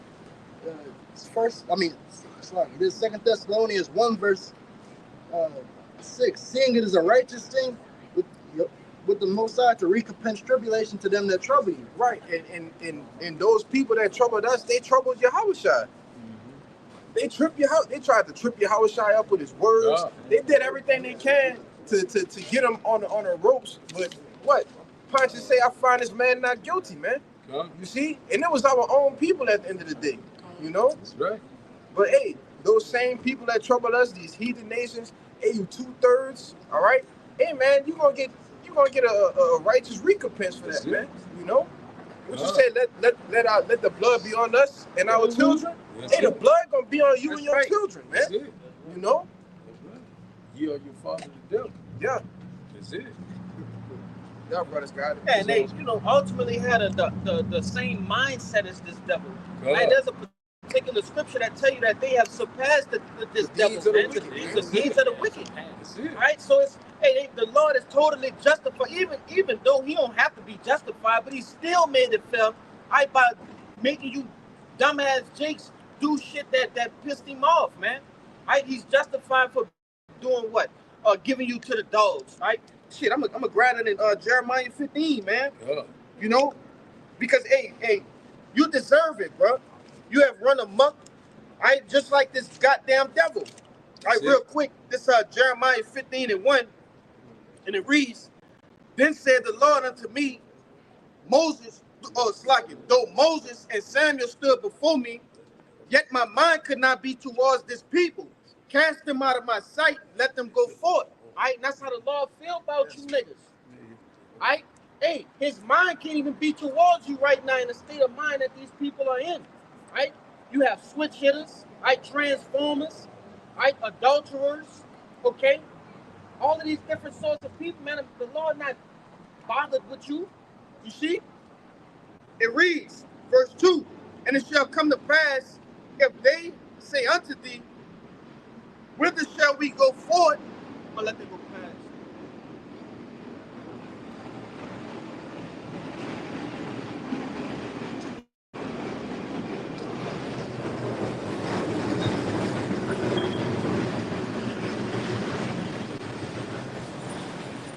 It says, because you mentioned it earlier, beloved. It says, and it shall come to pass, meaning that this is going to happen. Right? When it say it shall come to pass, and the Lord is telling you that that's something that's going to happen. It will come. It says, if they shall say unto thee, whither shall we go forth? So just like you were saying about the family of the word, these people are going to come unto us and do what? They're going to be seeking, the Lord. They're going to be trying, hey, man, tell them what's going on, what's happening. That's right. Man, what, hey, man, we need to know what's happening. That's right. They shall seek me early, shall I find me. And it says, then thou shalt tell them, thus saith the Lord, such as are for death and to death, and such as are for the sword to the sword, and such as are for the famine to the famine, and such as are for the captivity to the captivity. And I will appoint over them 4 kinds, saith the Lord, the sword to slay, and the dogs to tear, and the fowls of the heaven, and the beasts of the earth to devour and destroy. You see, and that's the judgment of you niggas, man, of you two-third niggas, man. You know, the law covered all angles with that. Right? That's the punishment, right? That's coming forth on this wicked ass kingdom, man. You know, you got it. Obadiah, go right to it. Yeah, we can go. That's the book of Obadiah, chapter 1, verse 15. It says, "For the day of the Lord is near upon all the heathen. As thou hast done, it shall be done unto thee. Thy reward shall return upon thine own head. For as ye have drunk upon my holy mountain, so shall all the heathen drink continually. Yea, they shall drink, they shall swallow down, they shall be as though they had not been." Wow. So that's plain and simple. So one thing about it, you know, what was done to us is getting ready to be done to them. They drunk upon the Lord, holy mountain, which in fact was in Israel. You know what I'm saying? One thing about it, the Lord is getting ready to repay. The Lord is getting ready to show forth, you know, his great power. You know what I'm saying? The Lord is getting ready to bring forth these prophecies left and right. We know that we're very close. The heathens right now raging. One thing about it, they're imagining a vain thing. And one thing about it, we know that the Lord said, first my judgment will start at the house of Israel. Once he get through with Israel, he's going into these heathen nations. You know what I'm saying? One thing about it, ain't no one is going to escape the hands of Yahweh, Ba'ashim Yahushua. What is that? Hebrews chapter 10, around 30 or 29. So you get that?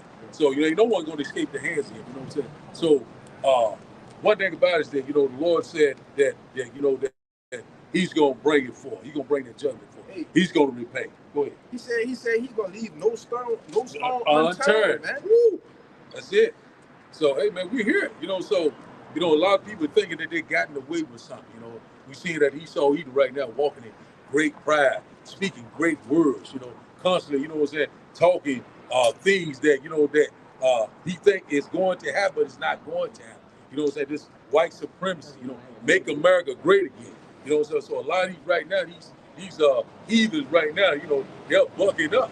We already know that they're getting ready, you know, try to exterminate the children of Israel, you know, the people of color, the Negro, Latinos, the Native Indian.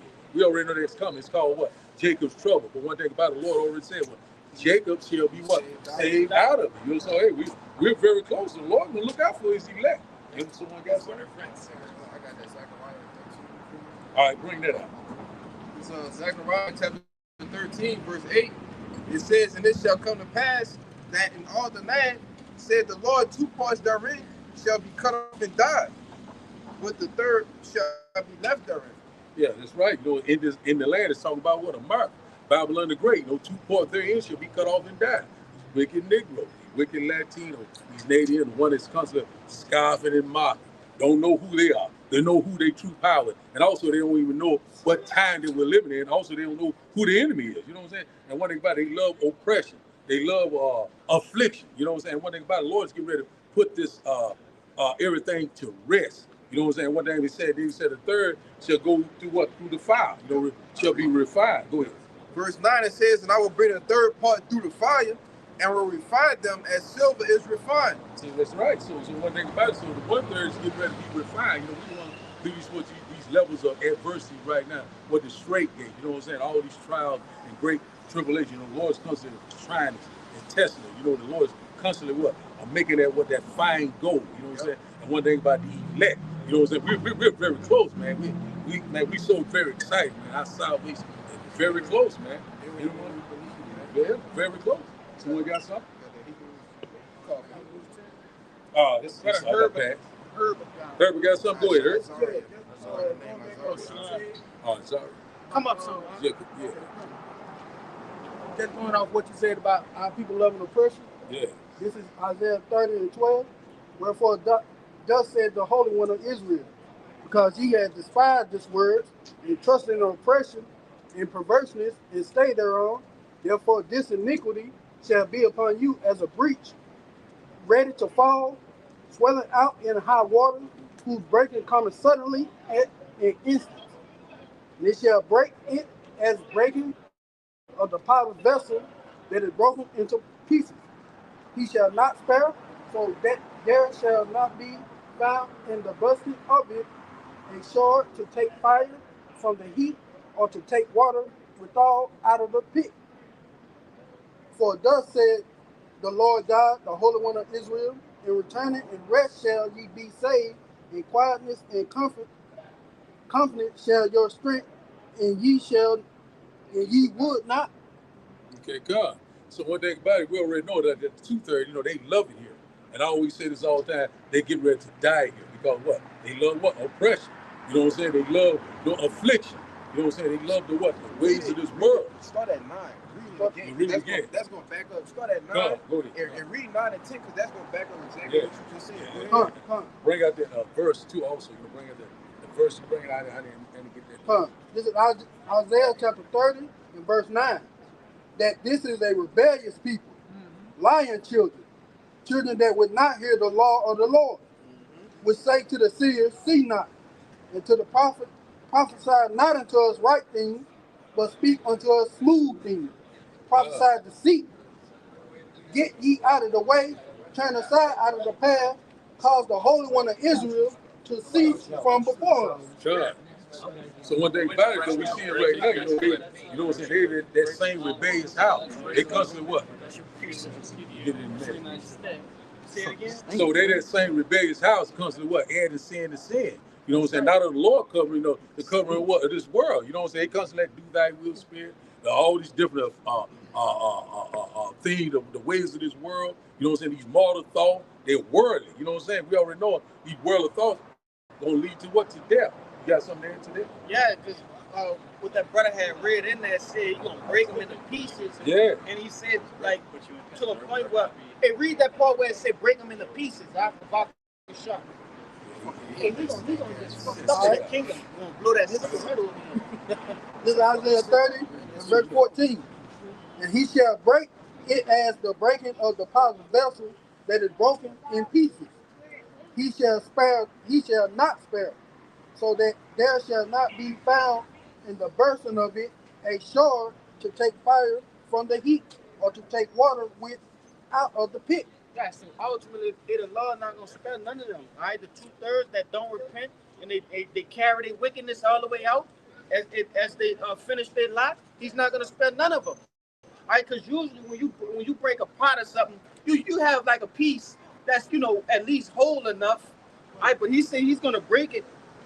Oh, it's burned out already. I mean, if you want, just but it's a pot short. When you usually break a pot, you'll have a piece that's whole enough. But he said you're gonna break the 2/3 to where you won't even recognize the pot. Because at the end of the day, what they said, hey, we don't want to hear those prophecies. All right, we want America to keep going. This is what our own people say.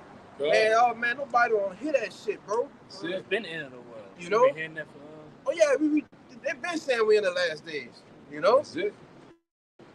It say prophesy to us smooth things. You see, and they love, like it says in Jeremiah the 5th chapter. My people love to have it so, man. All right, they love to hear the prosperity doctrine. They love to hear that everything's gonna be all right. But we here to tell you everything ain't gonna be all right. You see, this place is getting ready to go down, and that's what they don't want to hear. So hey, congratulations, you have marked yourself for destruction, man. That's it. Go ahead, bro. God, just like I said, a lot of people, they have that mindset of what the heathen. They constantly, they love the ways of this world. You know what I'm saying? They love these mortal thoughts. They love the what's right in front of their face. The riches. The reputation. You know what I'm saying? The fame. All these different things. That's gonna mount up to nothing. You know what I'm saying? You're not seeking the Lord. You're constantly seeking death. We're constantly wanting you left and right. But a lot of people, they don't want to hear that. They want to hear them smooth things, them lies and deceit. And one thing about it, we already know that's going to lead you straight to the lake of fire. We already know that. You got something to do. This is the book of Jeremiah, chapter 4, verse 22. My people is foolish. They have not known me. They are sottish children, and they have none understanding. They are wise to do evil, but to do good they have no knowledge. God. So, just like I said, it's sottish. That means that they're stupid. You know what I'm saying? They quick to what? To do evil. But to do righteous, they just like a dumb animal, a dumb mute. Yeah, hell, like, what is this? You know, but come to doing some wickedness, you know, oh, they quick, oh man, let's do this, man. Let's get it, let's do it. You know what I'm saying? But one thing about it, the Lord already said they were stiff-necked. You know what I'm saying? They hard-headed, they rebellious. You know what I'm saying? Back in what? In Moses' time. Back in what? Sodom and Gomorrah time. Also in these time. There is no new thing under the sun. You got it, bro. This is Isaiah 5:20. It says, woe unto them that call evil good and good evil, that put darkness for light and light for darkness, that put bitter for sweet and sweet for bitter. Woe unto them that are wise in their own eyes and prudent in their own sight. Woe unto them that are mighty to drink wine and better strength to mingle strong drink. To justify the wicked for the Lord and take away.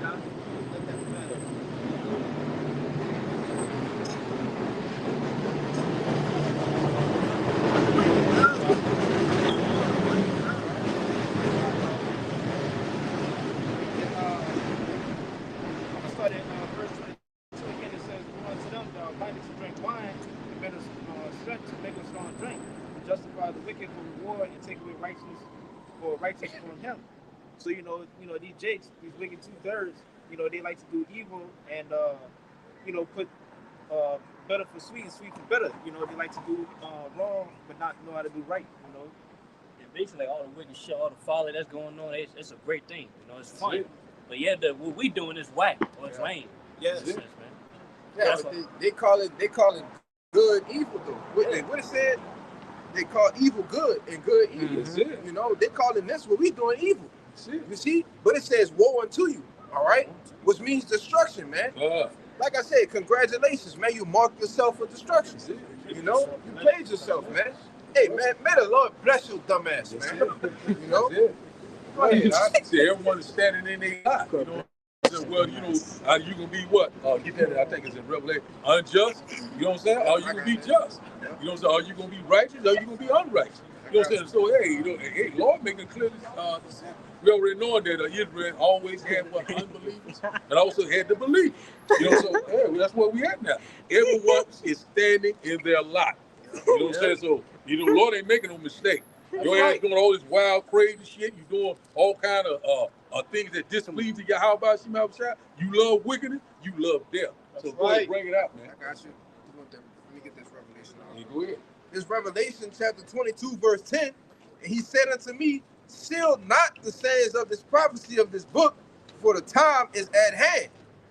He that is unjust, let him be unjust still. That's right. And he which is filthy, let him be filthy still.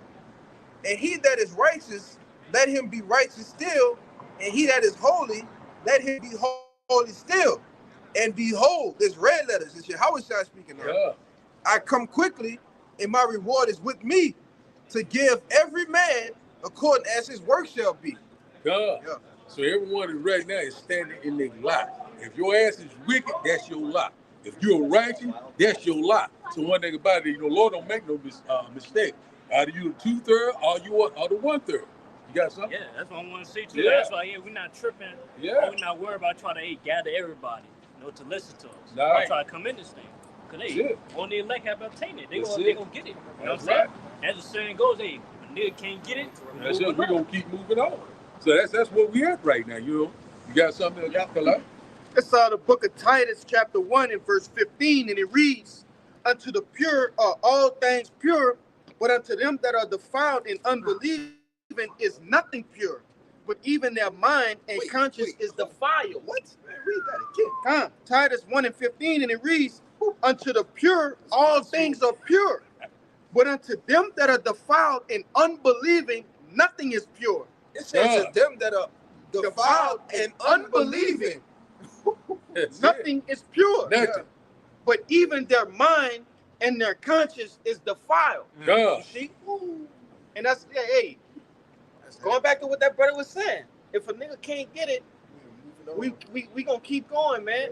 It's man, it's one thing, you know, I was just talking to a good friend of mine, right, in the world about, I was saying, man, I don't never argue with somebody when it's involving facts. That's why you always got to base your conversation on facts. You can't dispute a fact.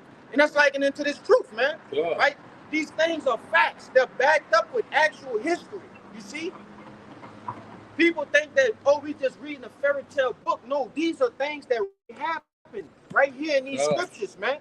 All right, so you go deal with, hey, go wrestle with the law with that.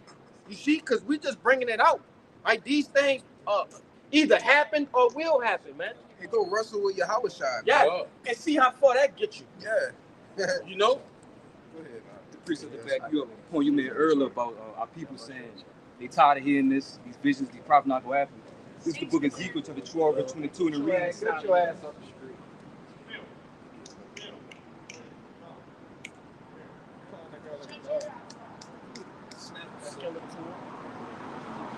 This is the book of Ezekiel, chapter 12, verse 22, and it reads, Son of a man, what is that proverb that ye have in the land of Israel, saying, the days are prolonged and every vision filled?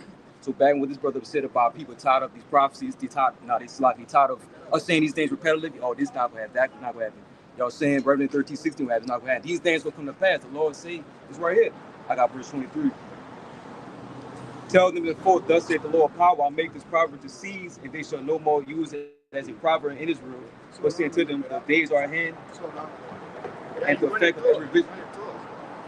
Read it again. It's the book of Ezekiel, chapter 12, verse 22, and it reads, Son of man, what is that proverb that ye have in the land of Israel? Saying the days are prolonged and every vision failed. Right, and as we read earlier, Habakkuk, the 2nd chapter, the visions are yet for a appointed time. Right. Our people what they say is, oh, the vision failing. Oh, they said this gonna happen. This gonna happen. It ain't never happened yet. Well, no, we read in Habakkuk, the 2nd chapter. Yeah. Goddamn. That the vision is there for a appointed time, man. He was a racist. He bust her ass on that. He just ran straight into that fucking pole, man. Go ahead, bro. Verse 23. Tell them therefore, thus saith the Lord power, I will make this proverb to cease, and they shall no more use it as proverb in Israel. But saying to them, the days are at hand, and the effect of every vision Yeah, so the days are at hand. And I just read in Revelation 22 and 10. You know, the end is at hand. The kingdom of heaven is at hand. All right? All things are at hand, man. You know? Yeah, So, Lord's gonna show you, but he can tell you. Because we ain't out here to fucking play, man. Hell no. Right. Go ahead, bro. That's it. I'll bring up that Romans chapter 1 and 28. This is the book of Romans chapter 1, verse 28. It says, and even as they did not like to retain them.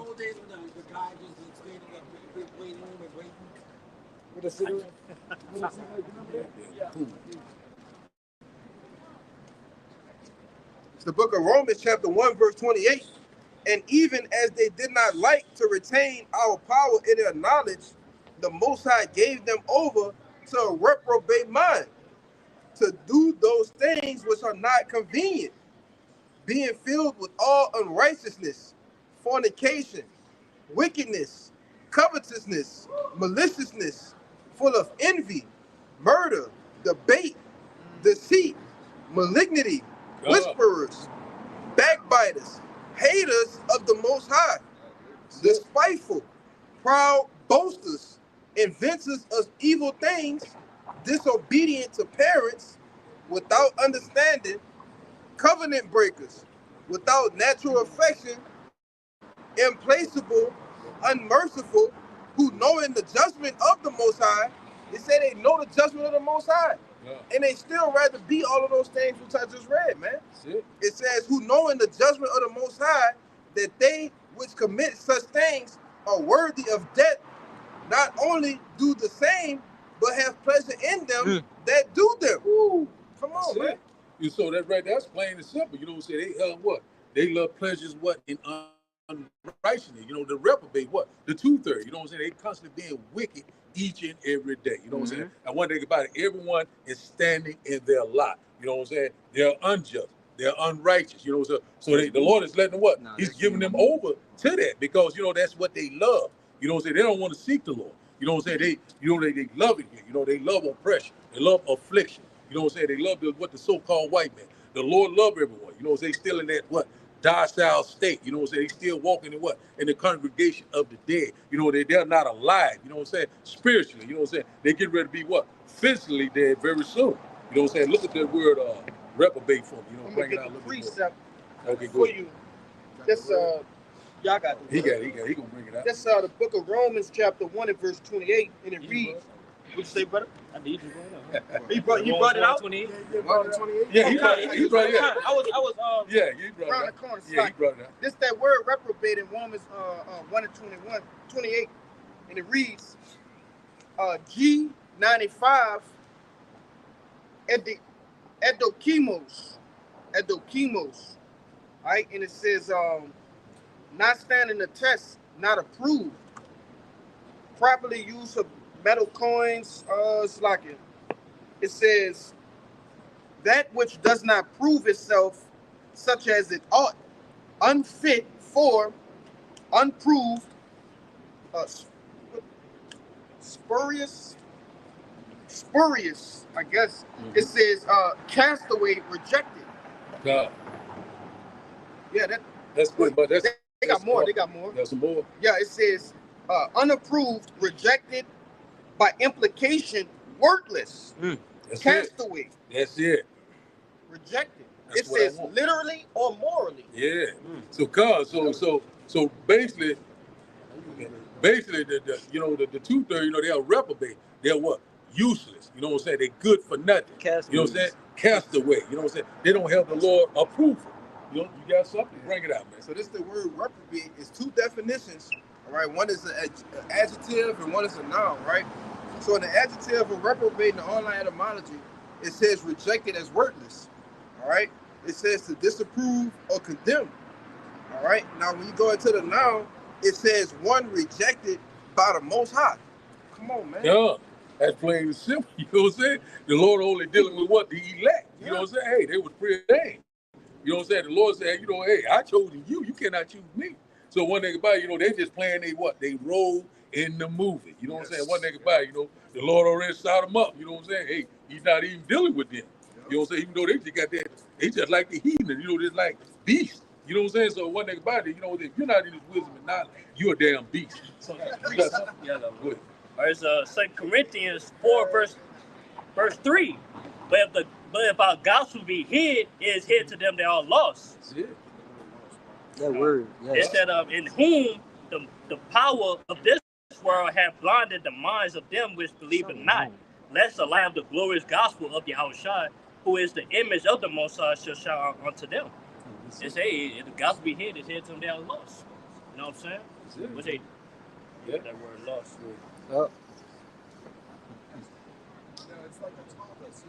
That's what we cause the sin each and every day. You know, these 2/3, they lost. You know what I'm saying? Hey, there's nothing we can do about it. You know, everyone, once again, is standing in their lie. You know what I'm saying? Lord, it don't make no mistakes. It's beautiful because when you think about it, it's like we lost in the woods. And 2/3 is just going further into the woods with no sense of direction, with no, they're not sitting down, you know, trying to get the direction from the sun or nothing. Like they got no guidance. They have no guidance. But the Lord allowed us to stop, regroup, and gather ourselves, right? And we found our way back unto Him through His Spirit, man. You know, y'all got it. Yes, this that word lost in the blue letter. It says Strong's G622, apolomy. It said to destroy, to put out of the way entirely, to put it into ruin, render useless, to kill, to declare one must be put to death. Dang, I tell you, man. Just like the rubber beats and castaways. So the 2/3, they're useless. You know what I'm saying? The Lord is going to what? Regard them. You know what I'm saying? What is that in Ezekiel? Somebody, you know, he's going to leave you here in Matthew. That's Zephaniah. Yeah, but you ain't got to go into it, you know. But yeah, but we see it right now that the Lord is making a clear distinction. Saying, in that day, you shall know who my chosen. You know what I'm saying? You know, Lord, that's all He dealing with. It's the elect. You got something? That's what I said. It said the gospel ahead to them that are lost. They're meant to be destroyed. They're meant to be destroyed. They say they'll be blinded by the power of this world. What's the power of this world? Esau. That's you know what I'm saying? The devil that the Bible speaks of. You know what I'm saying? And also, the 2/3, they're going to come back and what? Nutsack Israelite. You know what I'm saying? They got to be spit out. You know what I'm saying? Hey, hey, we're here. We're playing the simple. You know what I'm saying? You got something? Go ahead, man. Sometimes it come out like that, man. Yeah, yeah, man. Won't say fruit. It's 2 Ezra 9. You can break it down now. in verse 20, and it reads, "So I considered the world, and behold, there was peril because of the devices that would come into it. And I saw and spared it greatly, and have kept me a great of the cluster, and the plant of a great people. Let the multitude perish then, which was born in vain, and let my grape be kept, and my plant, for with great labor have I made it perfect." Yeah, see, so one thing about it, we already know that, the Lord, that cluster that the Lord is preserving is the elect. And also we already know that, that the one that was born in vain is the two-third, we get ready to go through these sad parables, trials and tribulation, Jacob's trouble, the outward temptation, but the Lord said that Jacob will be saved out of, that's that, that's that cluster, that person. Read that again. Kind of says, verse 22, "Let the multitude perish then, which was born in vain, and let my grape be kept, and my plant, for with great labor have I made it perfect." God, that's great. It's talking about the elect. So one thing about the Lord's going to preserve the elect. Just like I said, He make a clear distinction between the 2/3 and the 1/3. And one thing about it, so we see it right now. 2 Ezra 9 and 21. Yeah. We're very close. So right now, the Lord is constantly perfecting the elect, through these trials and these tribulations, refining us, as fine gold. So we're here, and one day let the multitude perish. The one constantly doing wicked, unjust, being a reprobate, it's useless. Go ahead, you got it. To be a rapper, man, you useless, man. That's it. Right. You ain't gonna go nowhere but to a director's couch. You're only gonna go triple aluminum, double plastic. In this society, it's true. It's over, man. All right. You got niggas that got goals and aspirations of being a model, being a rapper. That's the lowest shit they ever be a rapper, man. All right. You got niggas that got the goals and aspirations on being a real nigga, a D-boy. All right. Big Meech has got his fucking wide-headed ass just got out of jail. Them days over with, man. Ain't gonna be no more Big Meech. All right, you niggas is dreaming, man. All right, you can't even be a criminal no more. They got fucking satellite cameras on all these goddamn buildings, man. Look at them niggas that killed Fulio. Them niggas got caught by Tesla. Tesla caught them niggas, man. You got niggas that I'm gonna be a street nigga. I'm gonna be the next NBA YoungBoy. NBA YoungBoy faking in line. That nigga ain't done nothing, man. That's right. These niggas is bad. Go ahead, some of them niggas bad. So I got a precept. I had a precept. And just to back up, how the Most High has kept that grape of the cluster of His vine. Well, the rest of everything is going to be, cast into the fire and burnt up. This is Zechariah 13. I must brought it out already. Kind of. Come out again. Zechariah 13 and 8. And it shall come. I figured it came out. Oh, yeah. And it shall come to pass that in all the land, saith Yahweh, 2 parts therein shall be cut off and die, but the third shall be left therein. Yeah, that's a beautiful thing, man. 2/3 of you niggas is gonna be cut off by the Heavenly Father, man. Right over here on the shores of America. Right? Through starvation, debt, destruction, famine, the sword. A lot of you niggas gonna die in some type of street combat. Containment camp. Yeah, in these camps. All right, a lot of you niggas gonna get them jack boots, man. All right, niggas, you know what them jack boots is? That's them boots that them fucking soldiers be having on, man. They're gonna come kick in your goddamn doors, take you by the dreads and shit, tussling with you niggas, throw you on the lawn like Uncle Phil used to do jazz, man. Why you niggas gonna get that action? Oh, then they gonna go over you like this. Had that Joker gun. The robot. You ever seen that gun robot kid, RoboCop had? That shit was about a block long, man. I'll take that bitch out. And you niggas, man. And hey, that's what's coming. And let me say this too. See these soldiers that they got coming over here? It's already been reported years ago. A lot of these soldiers they gonna have on these streets, they're gonna be amped up on angel dust, PCP, man. They're really that's mind control drugs. They're gonna have them amped up on that. They're not gonna feel and think about what they're doing, man. They're just gonna do. That's it. They're just gonna come right downtown.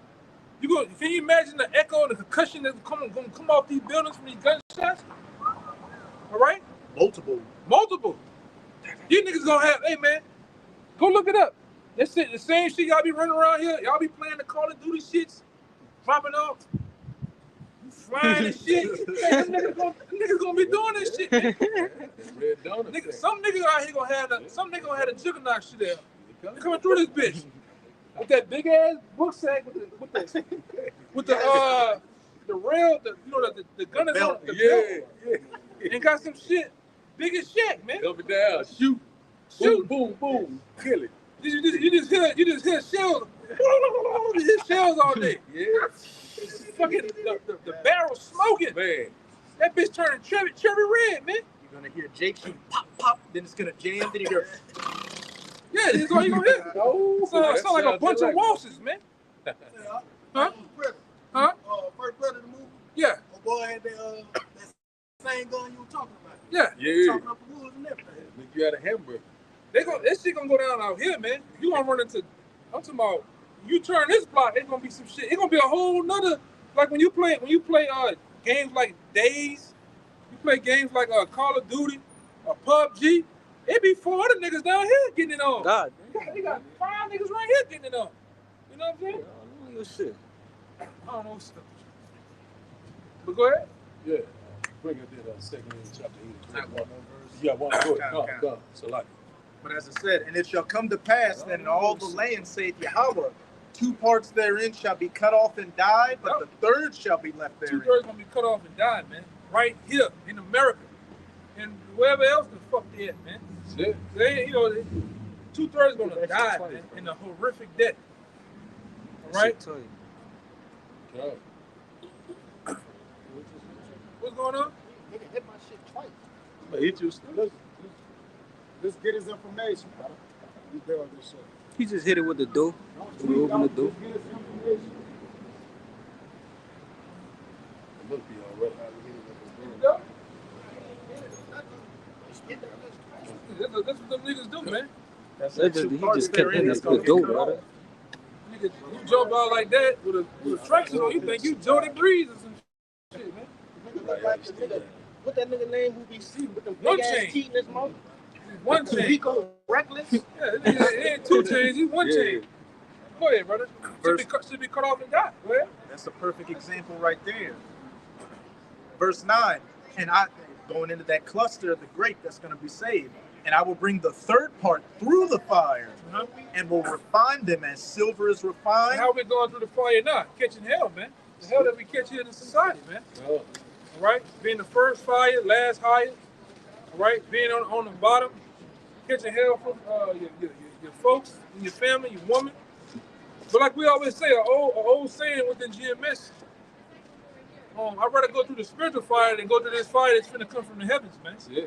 I'm cool with that. Sign me up. Like McGregor said, sign me up, man.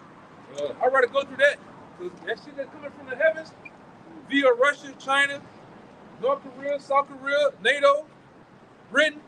That fire, hey man, that fire is gonna give you the Zechariah, the 14th chapter type of vibe, man. Type of action, man. Yeah. Hey man. Sign me up for catching hell on this side. Spirit. I'm cool. I'm cool with that, man.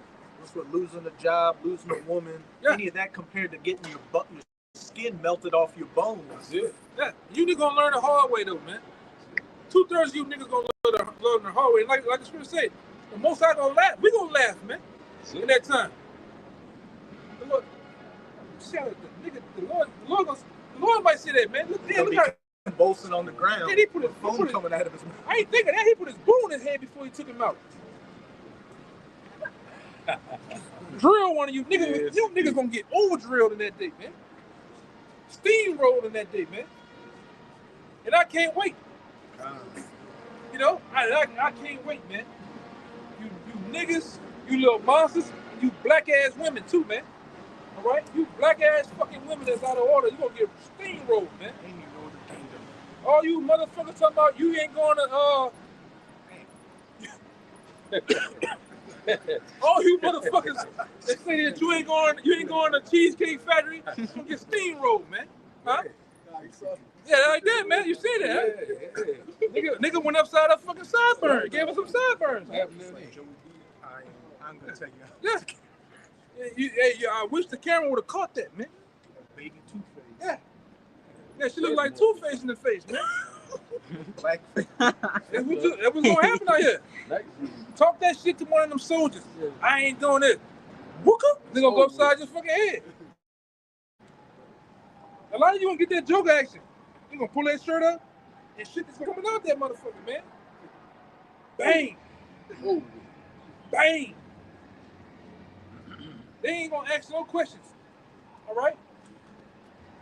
These militia groups in your area, the Klan, the Minutemen, they all around. The Lord got them set up just perfect to give Jake that last final ass whooping, man. I wish a nigga would play with me, son, bitch. I would even tennis started for me, son. Fuck with his hand. They got one clip. Pussy ass nigga, man. Fucking crackers. This how niggas be talking. Hey, we living niggas out here just talk shit everywhere they at. Niggas be in New Roads. Niggas be at the bottom of New Iberia. Gonna talk plenty of shit until that day. You talk that shit till that day comes. Some of these brothers say kind of fall out. Them retarded ass niggas in heaven. Them niggas just throw the fuck off, man. That bitch, at one time, that used to be a place to be. Man, them niggas uprooted that motherfucker, man. them niggas out there is they were lost. Lost. That's it. I seen him in this part of the area. Yeah, the nigga, well, yesterday he drove into the cemetery, killed himself, killed the goddamn baby, man. Yeah, and then a couple days for that, at nighttime, some nigga had a whole blick out. Everybody just getting shot, shooting up each other, man, in his area. Yeah. These niggas is losing it. Everybody losing it, man. That's why the Lord has preserved you niggas for death, man. All right? The Lord has purposely preserved 2/3 to be put down. All right? Baba Kashal, you mind if I read Zechariah 14:2 and jump back? Bubbles. Gonna be too many bubbles for too much longer. Ain't gonna be no bubbles, nothing. You motherfucker get hit by these 7.62, 5.56, brains gonna come out your ass like Sonic, man. Right. All right? Armor piercing rounds, they gonna jack your ass up, man. 308. Some of you gonna get, man, them Edomites gonna be up there. Some of you gonna get hit with Barry 50 cals, man. All right? Fucking bully about long as this Bible. And about thick as this Bible, man. Back in his shirt. Yeah. Yeah, the Great Reaper. It's coming. You got excited when you said that bear. And then what this government finna do to you people, man, it's gonna be sinister. They're gonna overdrill a lot of y'all, man. Cause you gonna have people gonna fuck up. You gonna have, hey man, ain't going for that shit. Okay, you gonna die. Go ahead. And if you don't have this truth, you don't have your how about Shai in your like I think the elders were talking about that earlier this week about having the Lord in your mind, man, sealed in your mind. You need the scriptures, but you don't need the scriptures. You know what I'm saying? It's all up here. You assured in your mind, all right? Basically, you took the Bible and put it here. It's hard. What do they call it? Hardwired. Yeah. Muscle memory. Yeah. It's in your mind, your ways, the way you can think. All this stuff, everything aligns up together. All right, go ahead. Zechariah 14:2. Then I'm gonna jump back to that 13:9. For I will gather all nations against Jerusalem to battle, and the city shall be taken, and the houses rifled, and the women ravished, and half the city shall go forth into captivity, and the residue of the people shall not be cut off from the city. So they going into these different calamities, houses getting broken into, women getting raped out here. But what? These nations being gathered against Jerusalem, foreign troops, domestic troops, robots, the Most High opening up his whole armory on you 2/3 in America that are going to get cut off. That's another thing that's going to happen out here too, man. You got to get your mind prepared for that. All right? Because you can already see, even with my man DJ Donald Trump, he didn't put Elon Musk in his cabinet. We went into that earlier. Yeah. That's it. You know, and what we know Elon Musk is all about. Yeah, the mindset. Right along with the robot. You're gonna have robot versus human warfare going on, man. They already set the place for it. What was the whole concept of Terminator with Spynet? Skynet. Yeah. What the whole shit was about? Extermination. Through what? Through AI. Through AI. Robot, machine warfare. All right, we didn't already talked about this in the past. We have talked about the Fifth Industrial Complex. All right, 5.0 of turning up man, human, machine, robot, AI. Now, I seen another video earlier this week. They starting to put robots in prison. The robot going on the till like this. Look at him. Scanning this goddamn room. See what that nigga doing. Go on to the next one, man.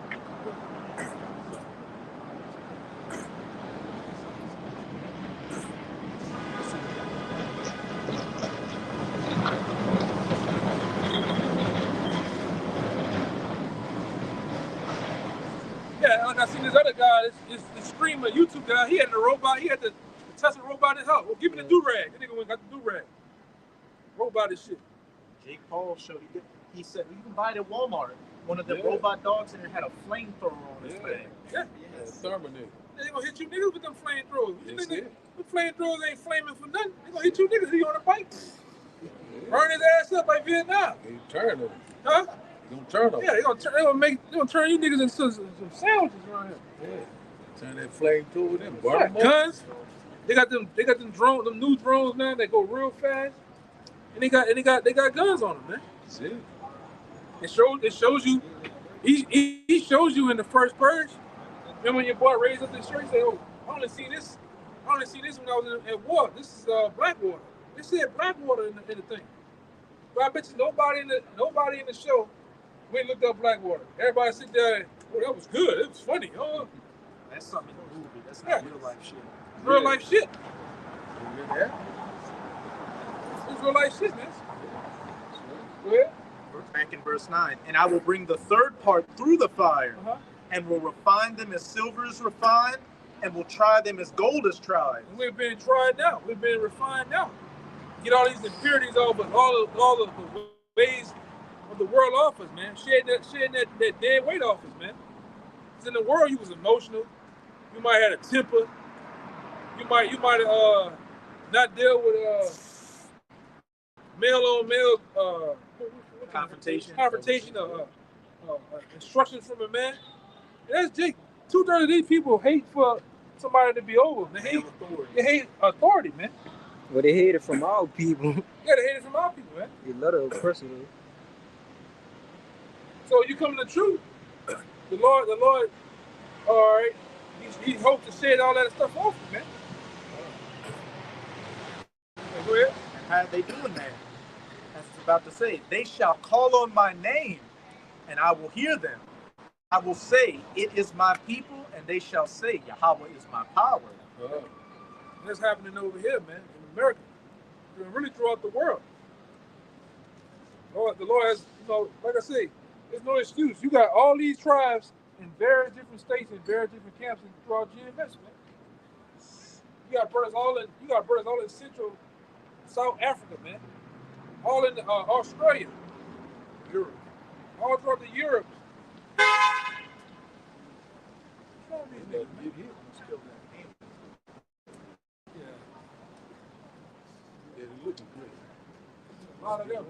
Yeah, go ahead, Doc. Yeah, back up what the elder was saying, bring out that second chapter 8 and verse 1. He said, we got a little bit more time. We'll bring that out right quick. What up, T? Yeah, but one thing about we already knowing that, many shall be taken, it's be unalive. You know, we coming upon that time, you know, so. See the whole saber-tooth tiger. Nobody wants you, man. It save your pension money, man. Nobody wants you, T. T to put on that outfit, slinging that ice cream, man. We're trying to sling that ice cream. This is the book of 2nd Ezra, chapter 8, verse 1. And he answered me, saying, the Most High had made this world for many, with the world to come for few.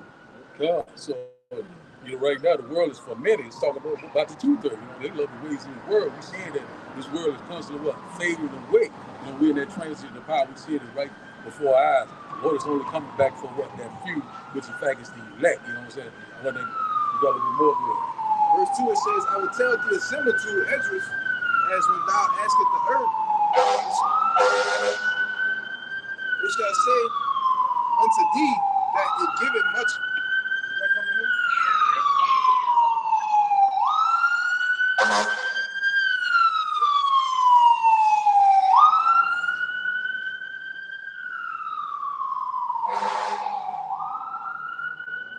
Back in 2nd Ezra 8, verse 2, it says, I will tell thee a similitude, Esdras, and when thou askest the earth, it shall say unto thee that it giveth much mold whereof earthen vessels are made, but little dust and gold cometh of.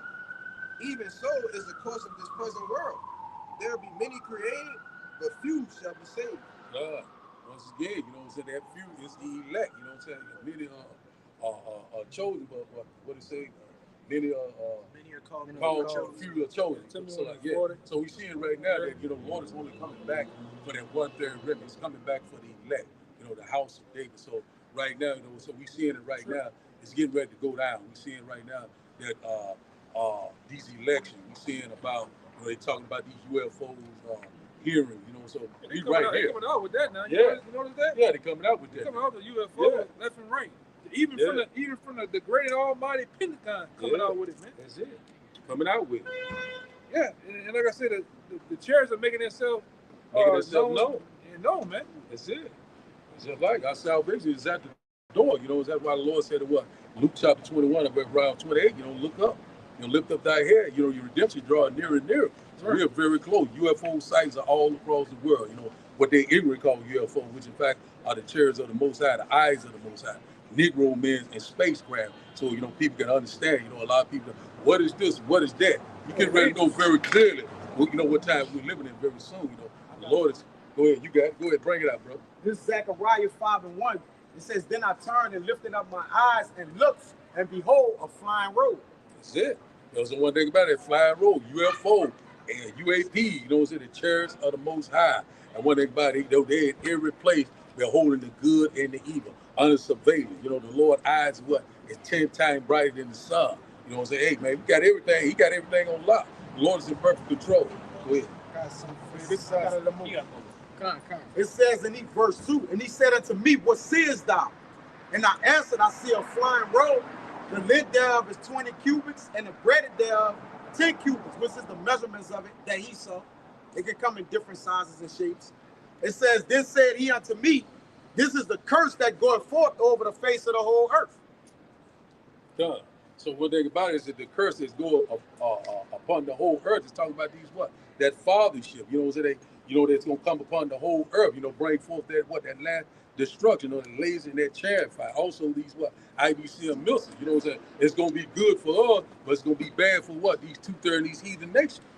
You know, Lord's gonna get ready to destroy this place with that laser and chariot fire, and also this thermonuclear holocaust that's getting ready to come upon us. You know, very soon. You know what I'm saying? World War III has begun. It's getting ready to escalate. Got some more? It was a video we did years ago. Now, I had God damn. I don't know what that was. Float on more else. Look at that. Damn, yeah. He gave Prince a run for his money. Shit. But anyway, it was a video we did years ago about I think it was DEFCON. It was a DEFCON simulation of World War III. And in World War III, you seen in the simulation, you seen nations going at it. And then one time it got nuclear. But the main part I'm bringing out, you seen the missiles go from one side of the world to the other. when they detonated in New York, it said 84 million dead. When they hit up in Europe, 12 million dead. That's what's gonna happen throughout the world. All right? These places that are governed by cars and houses and people and all this shit, man, it's gonna get burned up. Even your best, finest broad, they're gonna get burned up. It's call it. Just call it how it is, man. It is what it is, man. All this shit is gonna get burned up, just like you seen in the movie. In the movies, it's gonna happen that way. Even with Independence Day, you seen the big cherry come, they blew cars that was pumped in the street. It blew that shit all down the street, fire. All this glass from these buildings gonna fall, man. These buildings, these fucking, get a picture of these buildings, man. Like that one and that one. These bitches gonna fall, man.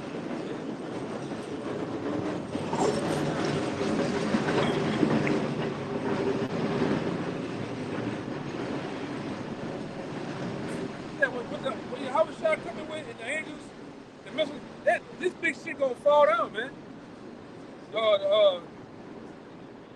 What it is? The Empire State Building. That shit gonna come down possibly, man. What it is? 200 million missiles. This shit gonna get burned up, man. Y'all burned out Second Peters? No. Yeah, man. Yeah. Second Peter Street. This shit gonna. What about I think what about yeah, I know about 10. Yeah. Yeah, go ahead. It's 2 Peter 3, verse 10. But the day of the Lord will come as a thief in the night. Yeah, and that's what the brothers out here tell you. The day of the Lord is gonna come as a thief in the night. We constantly keep telling you that the day of the Lord, Jacob's trouble. On and on and on. Right? And it's not gonna come with a the day of the Lord is not gonna come with a notification, man. No. You know how you get that notification on your phone, that sound, boop, and something pop up. Whereas the day of the Lord is not gonna come like that, man. It's gonna come unexpectedly. You're like a thief. A thief don't tell you when he's coming. That nigga there, he just do some shit on impulse. Or sometimes a nigga playing. Yeah, the nigga that had them Sony TV boxes outside his house. He had the PS5 box. All that. Look, all the niggas got 5 bags of garbage. That's how the niggas at Uptown think. You got 5 bags of garbage you put outside. Nigga think you eating in that bitch, man. Coming up in there, son. Nigga come up in your house unexpectedly. Bust the window.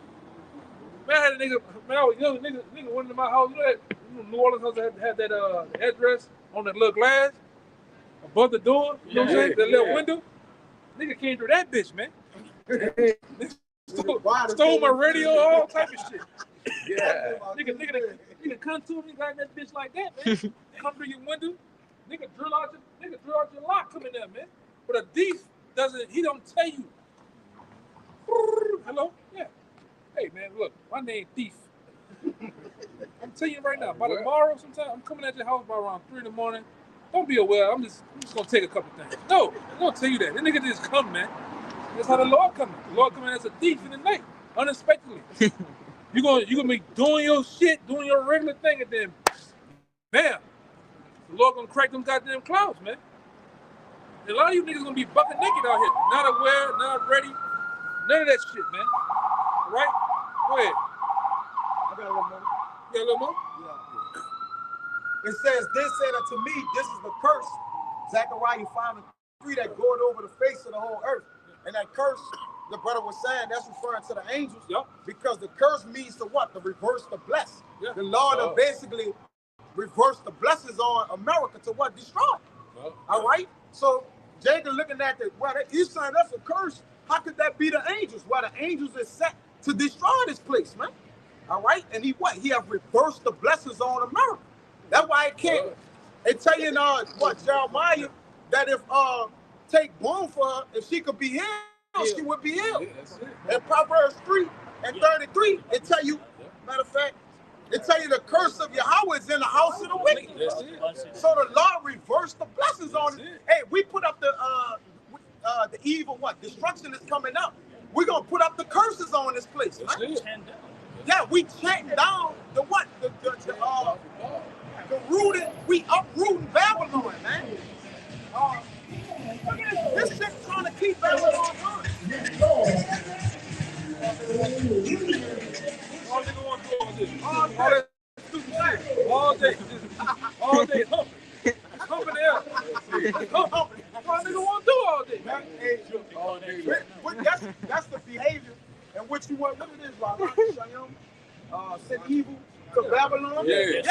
Just at the end of the day, that's what the angels is doing. So when you see the signs of the angels, it marks the end of the kingdom. And then the signs are getting more heavier and heavier and heavier.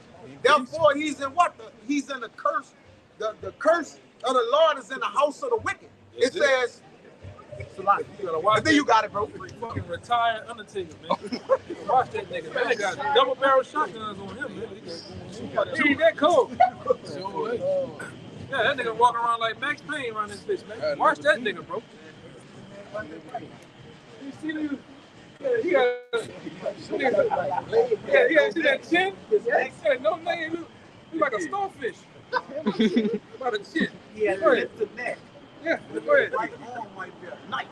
The whole thing just icy coming under that. You see that shit? Yeah, watch that nigga, man. Lamb-made knife. It says, verse 3. It says, for everyone that stealeth, here you go, brother, you got it back. Yeah, okay. For everyone that stealeth shall be cut off, as on this side according to it, and everyone that sweareth shall be cut off, as on the side according to it. I will bring it forth, say Yahweh of hosts, and it shall enter into the house of the thief. Like, because he said on John, 10, he coming to steal, kill, and destroy.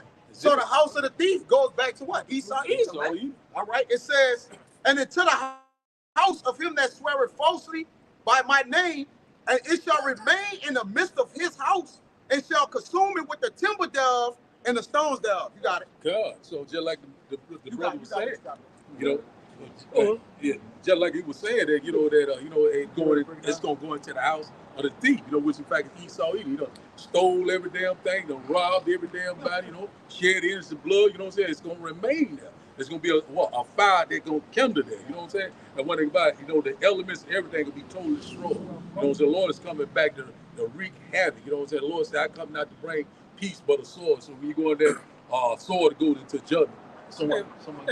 What the fuck are you gonna do if you downtown, you see just like in the, like I said, we always reference the movies, like you see the movies, you see chariots go sideways, but blasting all this shit off, ripping the side of the building off and shit, man. That shit would be out of sight, out of mind. You a bug out, man. Yeah. But it's gonna happen to a lot of you. Fighter jets, all this. Hey man, he does his thing with black men. He put it in the movies, man. The sitcoms, the TV shows, the cartoons. He put it in there and show you what's gonna happen. Right? But all you deadheads, you mark names out there, you don't want to believe a goddamn thing. Right? Yeah, I'm about to end it. Yeah, so, with that, man, we hope this camp was edifying to the point, as we always do, we'll give all praises, glory, and honor to Yahweh. Once again, double honor to the elders apostles of GMS. Peace, blessings, and salutations once again to the elect. Above, above! Above, above! Above, above! Above, above! Above, above! Above, above! Shalom. Shalom.